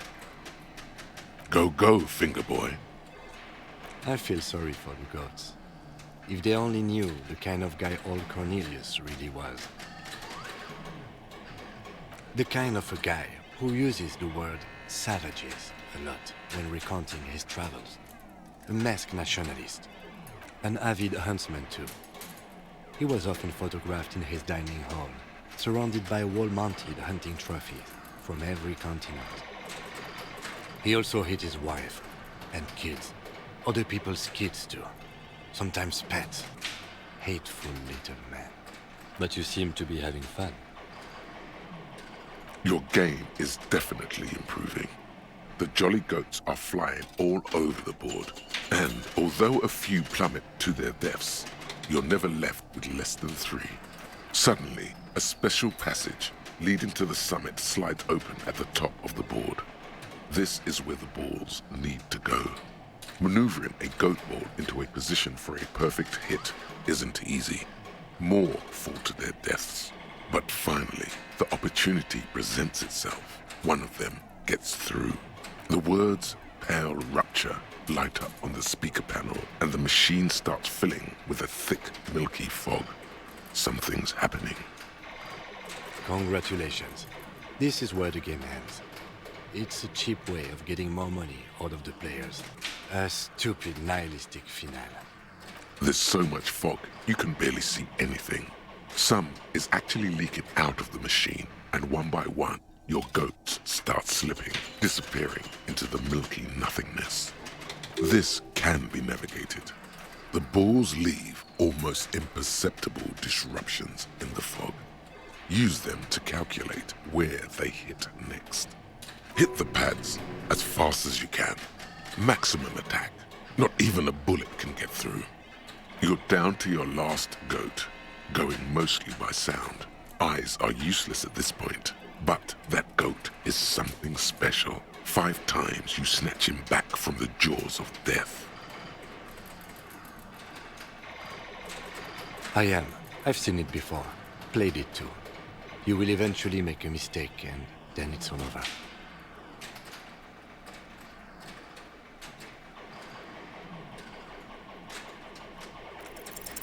How, if you can't even see it? The last goat plummets into the fog with almost suicidal glee.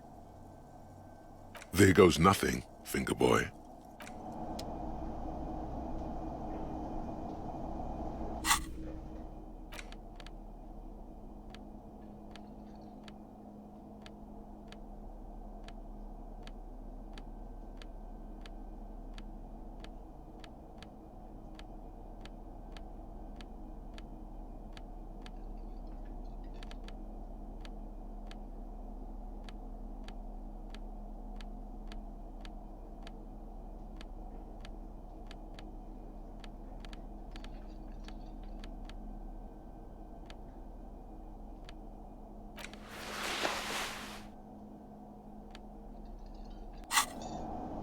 The machine is dead and silent. It needs serious maintenance before anyone can play again.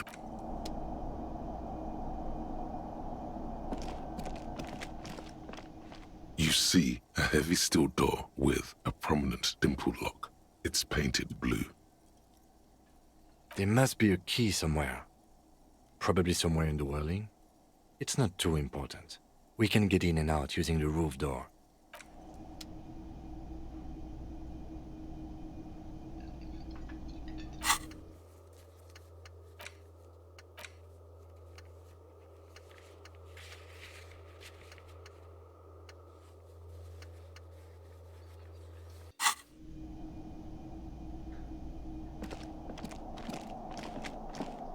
This small elevator is dimly lit by a bulb that's been glowing for ages. The latticed cage is open, inviting you to step inside. Smells of nougat and sweat. Your head brushes up against the ceiling. There is a control panel to your right, and just enough room for 2 people to fit in. The maintenance card under the control panel reads, "Last maintenance, 10th July, 88. This elevator must have been used to transport pinball machines to and from the upstairs workshop." That it does. I say, let's brave it. No, it was maintained in 88 of the previous century. Look on the bright side. If it fails, we will only sustain minor injuries. I'm talking 3, maybe 4 months in the hospital. Maximum 5. It appears his whole enthusiasm is sarcastic. Seems so, although it's pretty quaint for a freight elevator. There are large rectangular buttons, monter, descend, and an international call for emergency assistance. That third one appears to be broken. A small steel plaque reads Halter 800. Halter is a Koningsteiner lift company who went out of business a long time ago.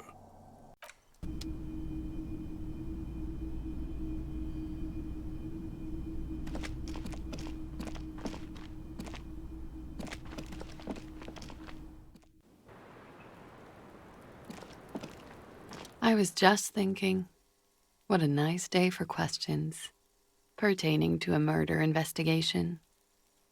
Oh, Did you take the documents? no, of course not. As I said, it would have been too risky for me to use those documents anyway.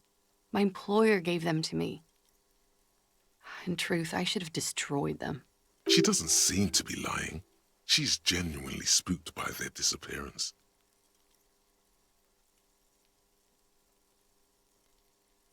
Cryptid. Of course. That must be it. Thank you. I feel better already. Now that I think about it, you mentioned seawater. I was worried I'd been too careless with the latch. The documents were probably just washed away.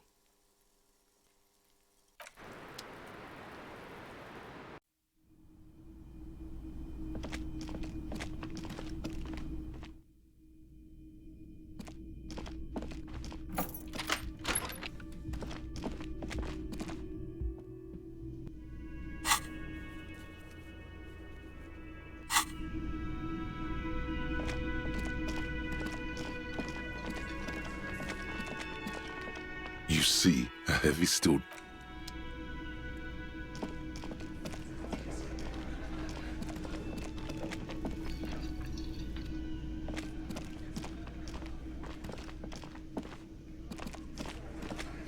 It's you again. What is it?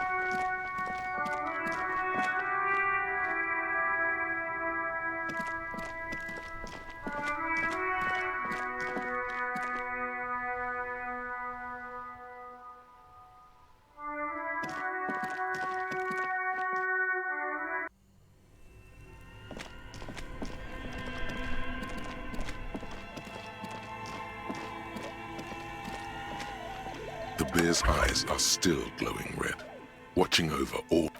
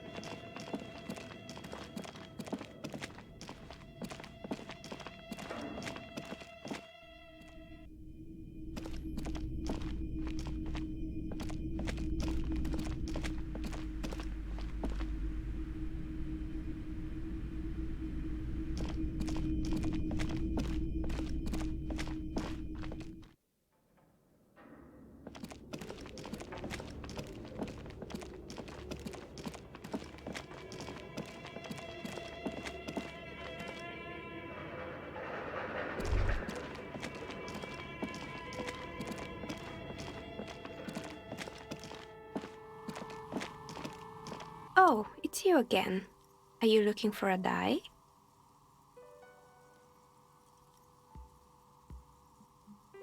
Very good. That will be 7 real for 1 custom die. Here's the cursed die you ordered.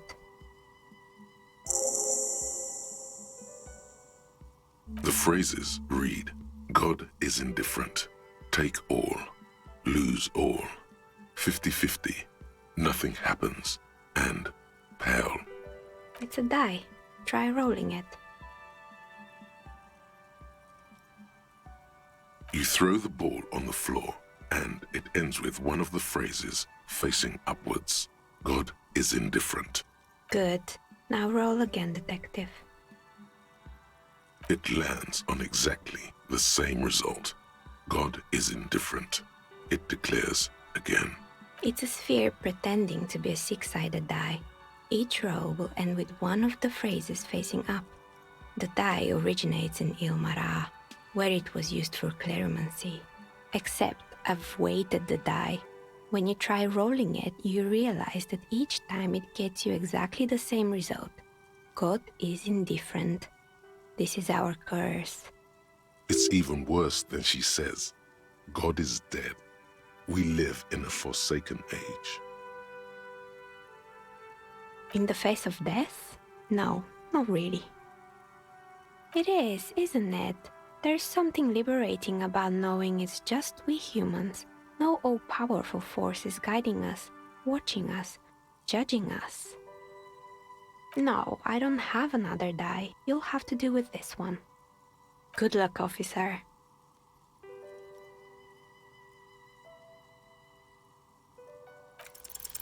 A gust of cold air sweeps through the chimney. The stones and minerals on the shelves rattle as though agitated. For a moment, it almost feels as though you're outside the building, exposed to the atmosphere.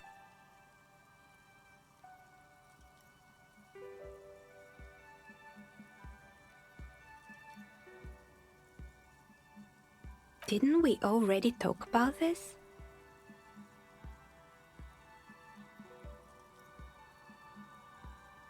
What are you talking about? My address is exactly the same. Rue de Saint-Guilain 10. No, the old coal plant that used to be here was subsumed into the new venture. Its ruins swallowed up. Yet it has a different address in the heart of the city. This doesn't make any sense. Are you saying my business was spared because of a technicality?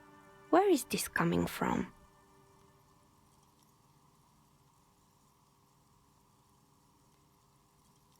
And what? Does it mean that I'm safe from failure? Don't let her become complacent. She still needs to ward her soul against the evil forces. She starts laughing, her fingers trying to rub away the exhaustion from her face. Do you know what this is?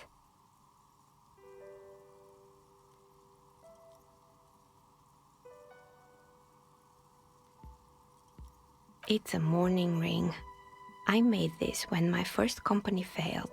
It was a small jewelry shop right here in the East Delta Commerce Center, built with the little I inherited from my parents. I drove it into the ground within a year. I didn't have what you would call a viable business plan. No, you're right. I didn't. It wasn't just the jewelry shop either. I always thought that it was just the world that you were supposed to try again and again until you finally succeed. And now you're telling me what? That it was all because I didn't run my little shops and ventures from a dump inside an abandoned chimney?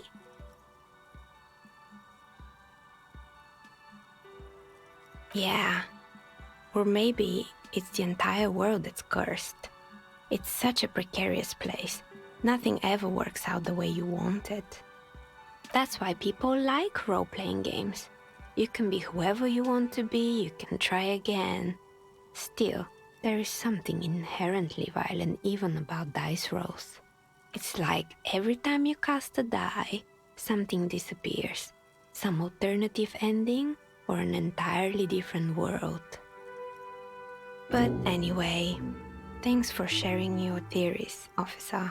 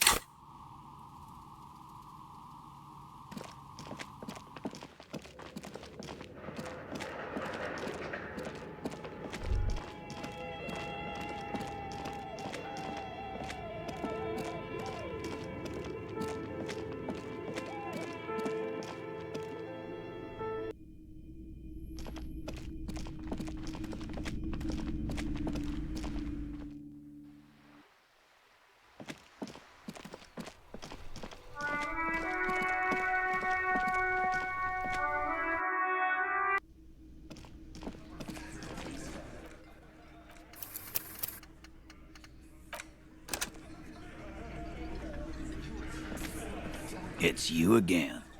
What is it?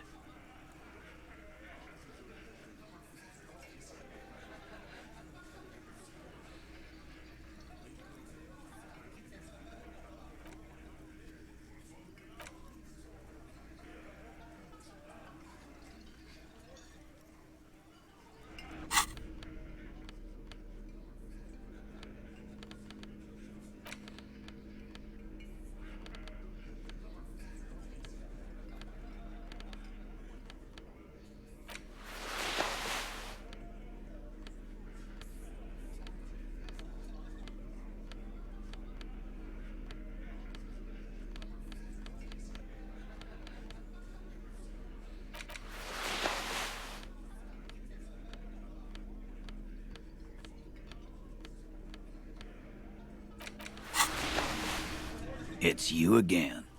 What is it?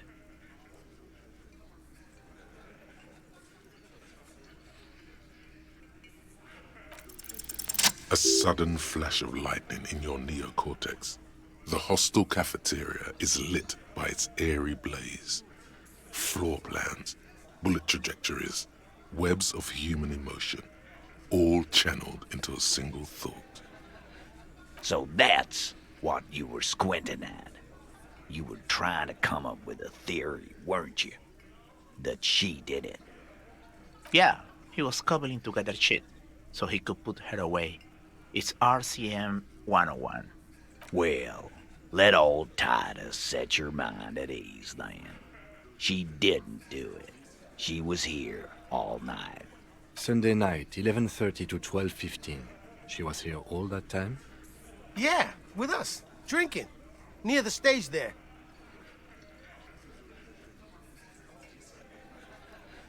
No. That's a lie.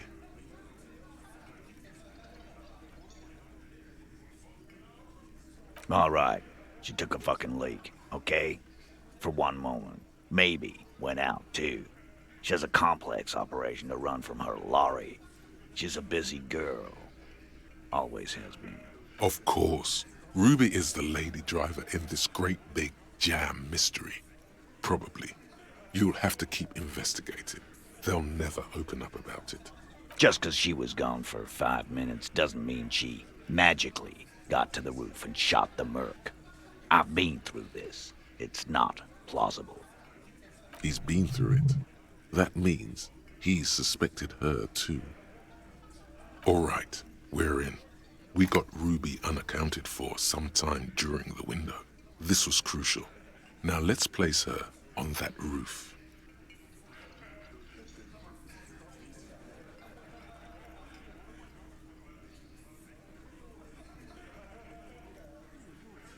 How?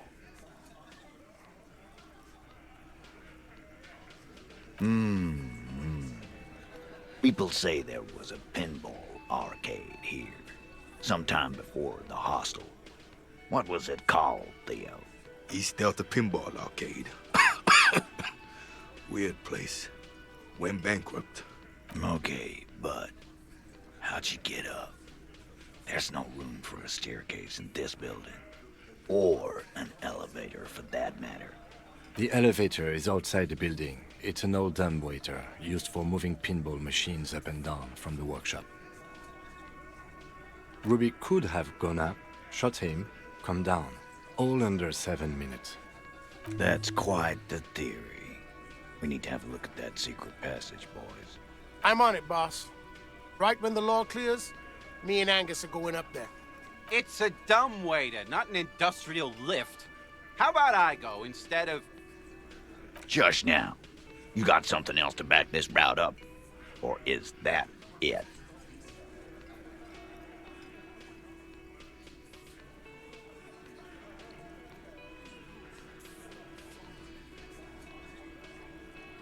Why not?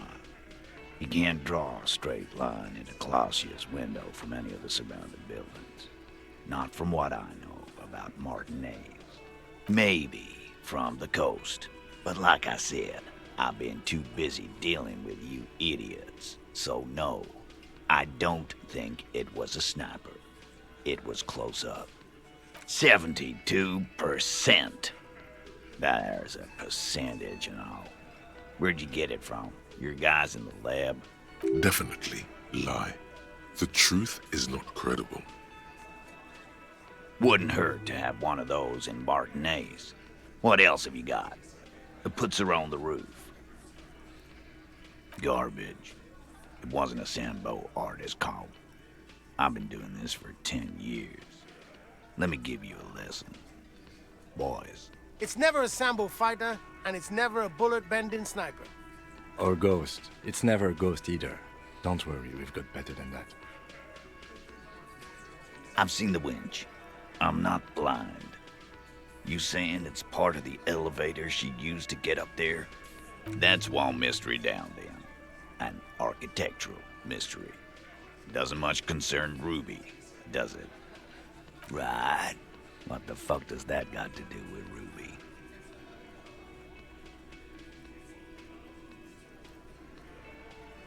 He makes a gruff gesture for you to continue. Footprints. Recent.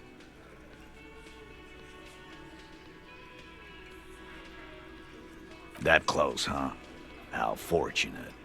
I'll take a thorough look at those prints myself before I believe that call. Good news is, I'm still listening. Firmly doesn't go well with could've. There's a route to the roof. Me and the boys need to check it out. That's what we establish. But a route does not put that bullet in his head. A gun does that, and Ruby doesn't carry one. Phase 2, murder weapon. Get a gun in her hand. If not that, then at least a shadow of a doubt. In the shape of a gun. Just don't contradict yourself. If it doesn't sound like Ruby did it, maybe keep it to yourself. But what if you miss interesting information that way? The choice is ultimately yours. But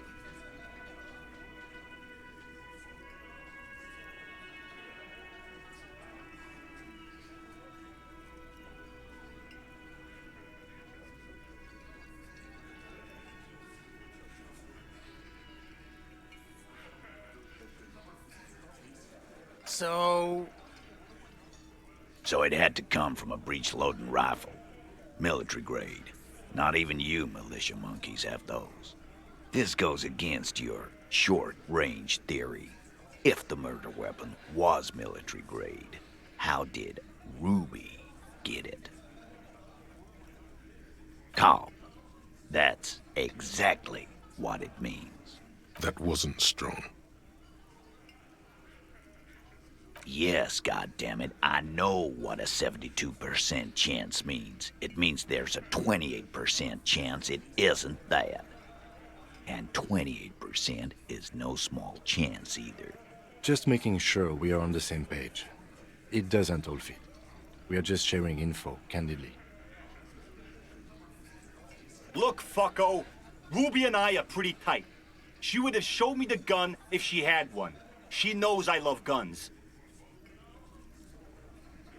Yeah, everyone knows Glenn loves guns. I don't know, Glenny. Ruby's a little secretive, isn't she? Wasn't like she told you every little thing.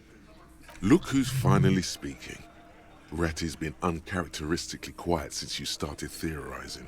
Maybe he has something to gain from implicating her.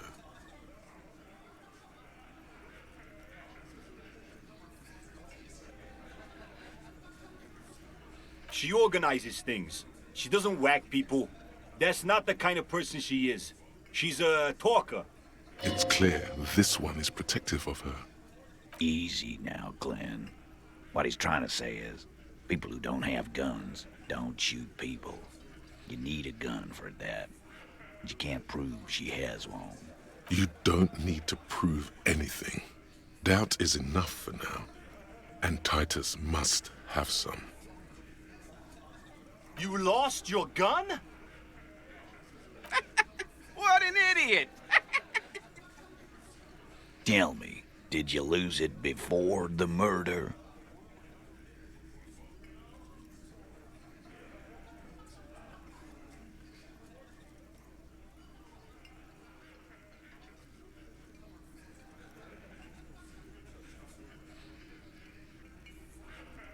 You didn't, and Ruby didn't use your lost gun to kill him. Stop thinking about your lost gun, damn it. You'll get a heart attack. This was merely a thought exercise. He did not lose his gun. Let's move on. Then why the fuck was he asking you for your gun, huh? When he tried shooting himself or some shit. Because he doesn't have his own. That's a solid logic structure. Do something. This is bad.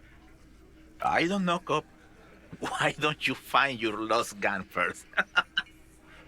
Hey, lost gun right here. Lost and found. Easy now, Al. This isn't comedy hour. Titus, we're not seriously considering it, are we? Ruby wouldn't do this. Why would she do something like this? Phase 3. Motive. The last component.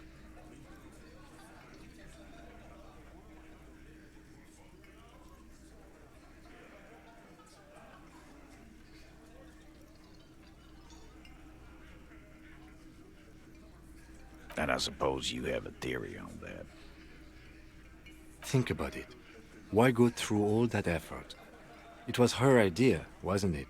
The hanging. You went along, but she suggested it. She had, like, a fully formed plan and shit.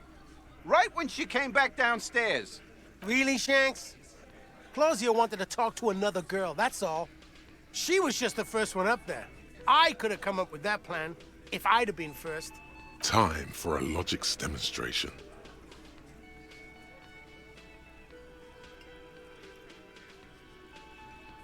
I didn't do it, fucker! It wasn't my plan! You probably did, though. It's just a thought experiment. Think, Shanky. You killed him. You got up there, shot him, cut down. Fuck you, man! I would never fuck my guys over like that. She didn't either. She would never do that. Why aren't more of you defending her? This is fucking stupid, Titus. Glenn, I thought the same thing when she skipped town and left us in this shit. Oh, so he didn't rule her out completely. And she skipped town. This is good. Yeah, like what? A thing? You mean? Behind his squinting eyes, dominoes are falling. Fast. It's all beginning to make sense to him now. Yeah, but they're both girls.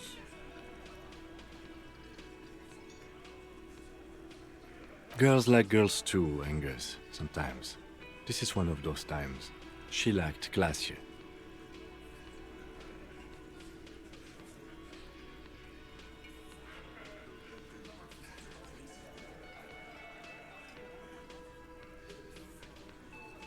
Yeah? No. Ruby's got more balls than a ball pit.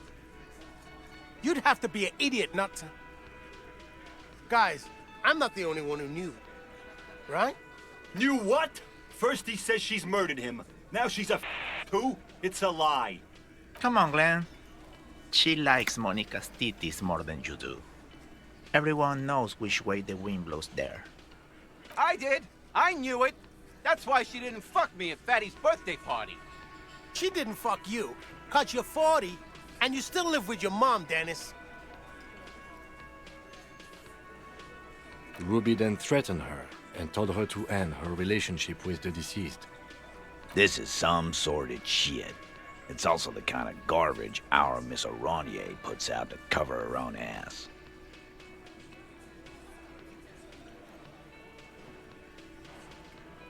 That Ruby is queer as cabaret, now that I start thinking about it.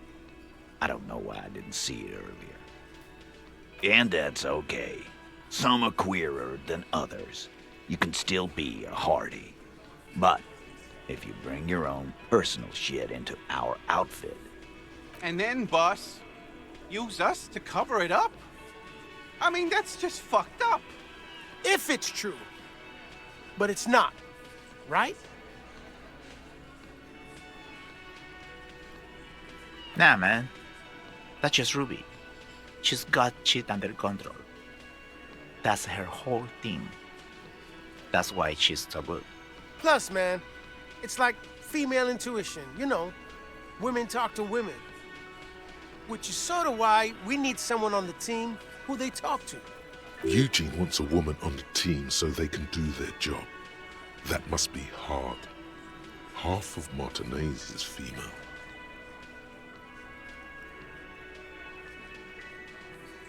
Not so useful. Fucking hell. Betrayal is not painless. Even a doubt of it hurts.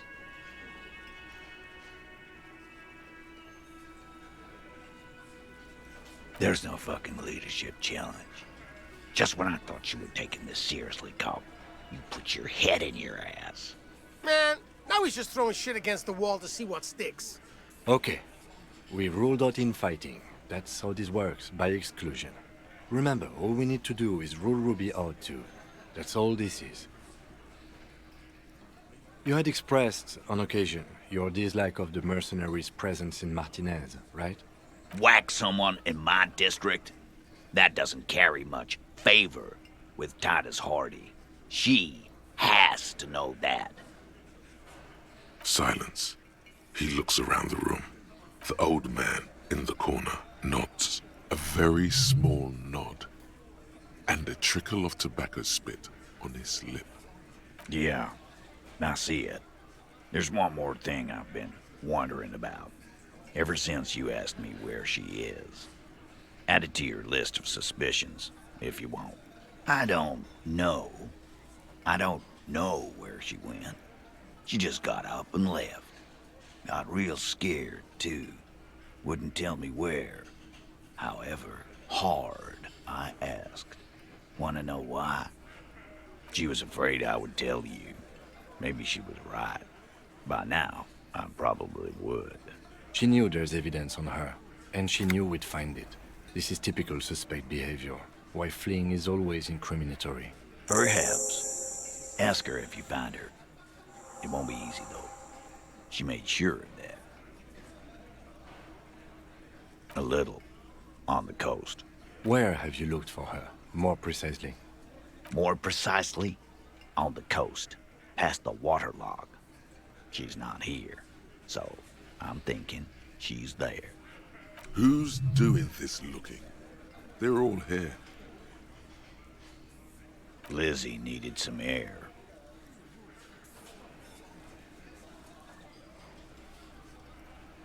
No one goes to tell Everard anything. He knows what he has to know. Fast. It's called a radio, you believe. The gardener may have played you a game when she stormed out. She has her own plan. She's not far. We know that much. She didn't take her lorry, so she's on foot. Good fucking luck, man. She knows this place like the back of her hand. You'll never find her. Yeah, Al. And we won't either.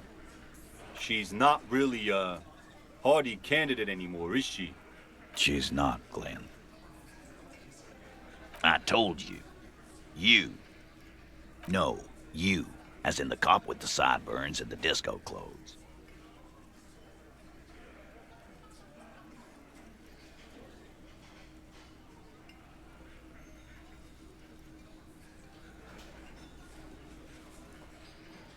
Sure. Normal. You know, when I first saw you limping here, I thought she was paranoid or sniffing her own supply. But now I'm not so sure. Friday afternoon, when you first arrived, I got word the RCM was in town. Then she came in to see me. Told me she was leaving. That's when we had our little conversation. She said you have a funny taste in clothes, and that you won't stop until you have something on her. She said she's heard of you from Jamrock, that you're a human can opener, that you play suspects against each other, open them up like cans. And then when they're all empty, just move on to the next can.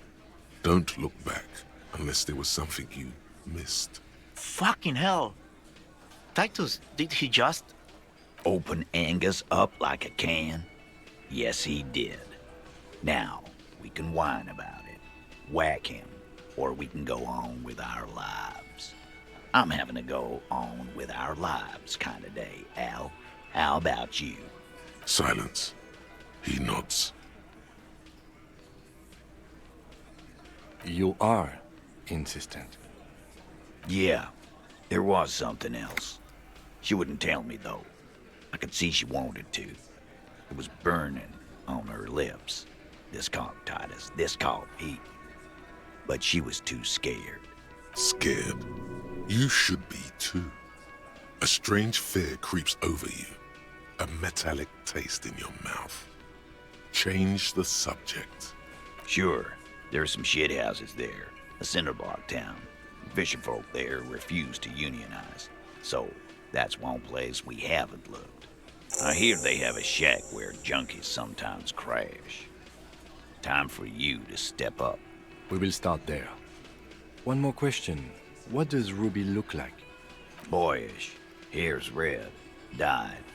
She looks like a Lowry man. It'll have to. His grip is firm and reassuring, like holding a piece of unpolished granite.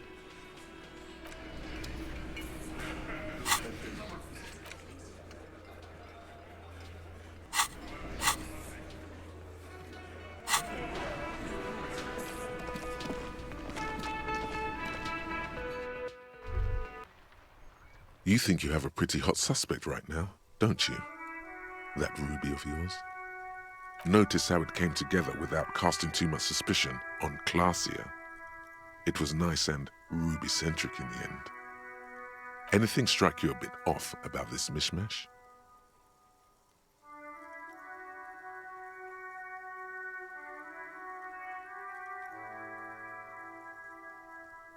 Notice how this hasn't come up at all.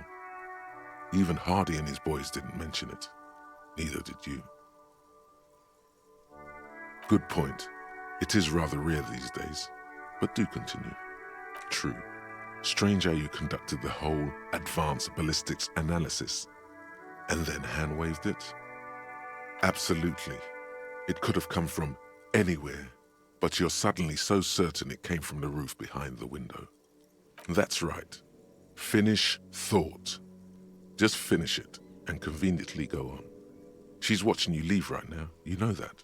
Free as a bird on that roof, lighting up a cigarette and thinking, am I glad Ruby's in this shit and not me? Don't listen to this guy. The theory was solid. He's just jealous. Move on. It's no use harassing her further.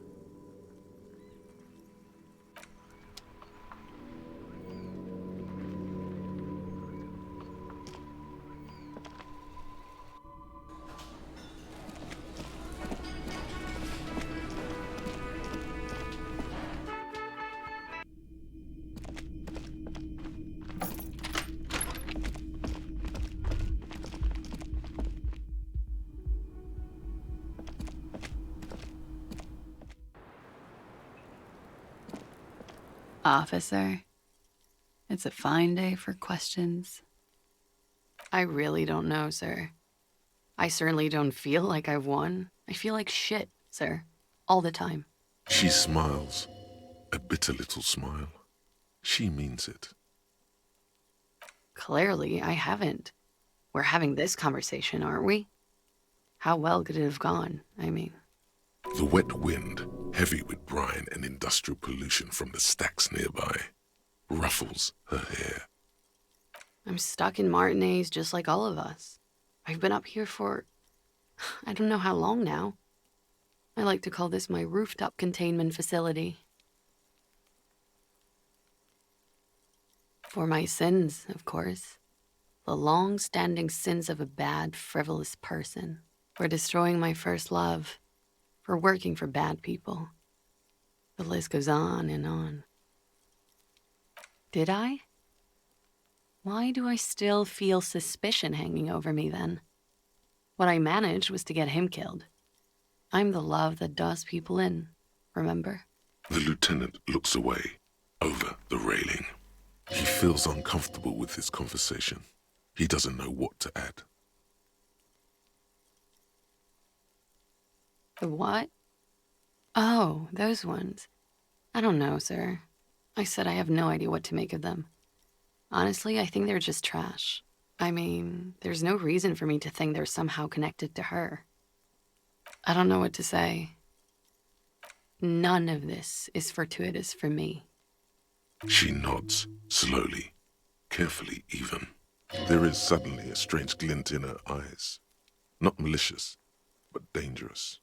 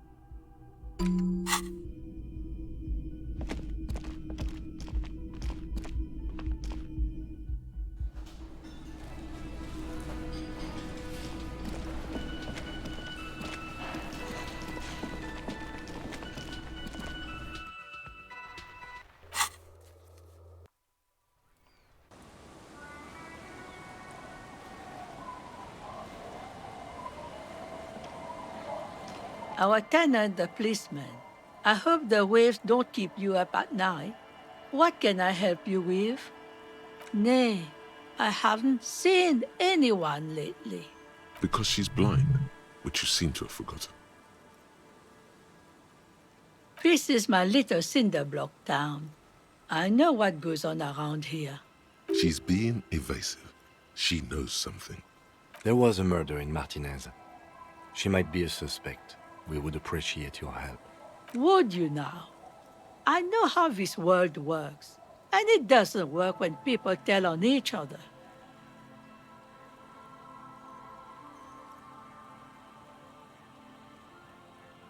No, it's not like that, man. With him, we called you. Right now, you just arrived by yourself, like a raven plucking at the window glass. There's not much to tell. People come and go. Now, was there something else? I see, ma'am. I hope you don't mind if we look around anyway. You should look around your shack. Maybe she's rented it out to others too.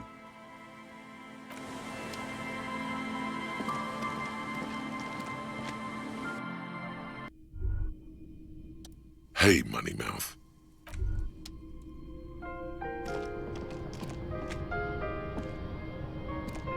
On the table, you see a bowl of water, a rough soap, and next to it, a small hand mirror.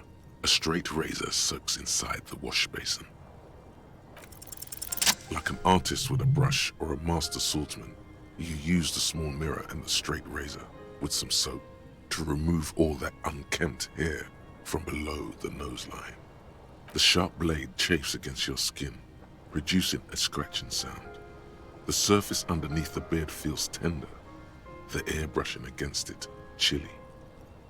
They feel so smooth, surprisingly so. A feeling of freshness overcomes you, as if you just came from a cold bath. The water reflects back a vague image of your clean-shaven face. Despite the bulbous nose, unkempt hair, and persistent swelling, you look a little younger, maybe. You almost look like a professional. An old mirror hangs on the wall. As you look at the floorboards in this corner of the shack, it's clear one of them isn't quite level with the others. The edge of a floorboard next to it looks scratched. Hollow space underneath the floorboards is dark and damp. You can barely make out the mixture of sand and sawdust below. Nothing particular catches your eye. Looks like more reeds. There might be something hidden inside the sand, though. Something bad. Someone's night thoughts. A last resort. A bad idea. You stick your hand in and start combing through the sand. Dry, not like outside. Fine dust.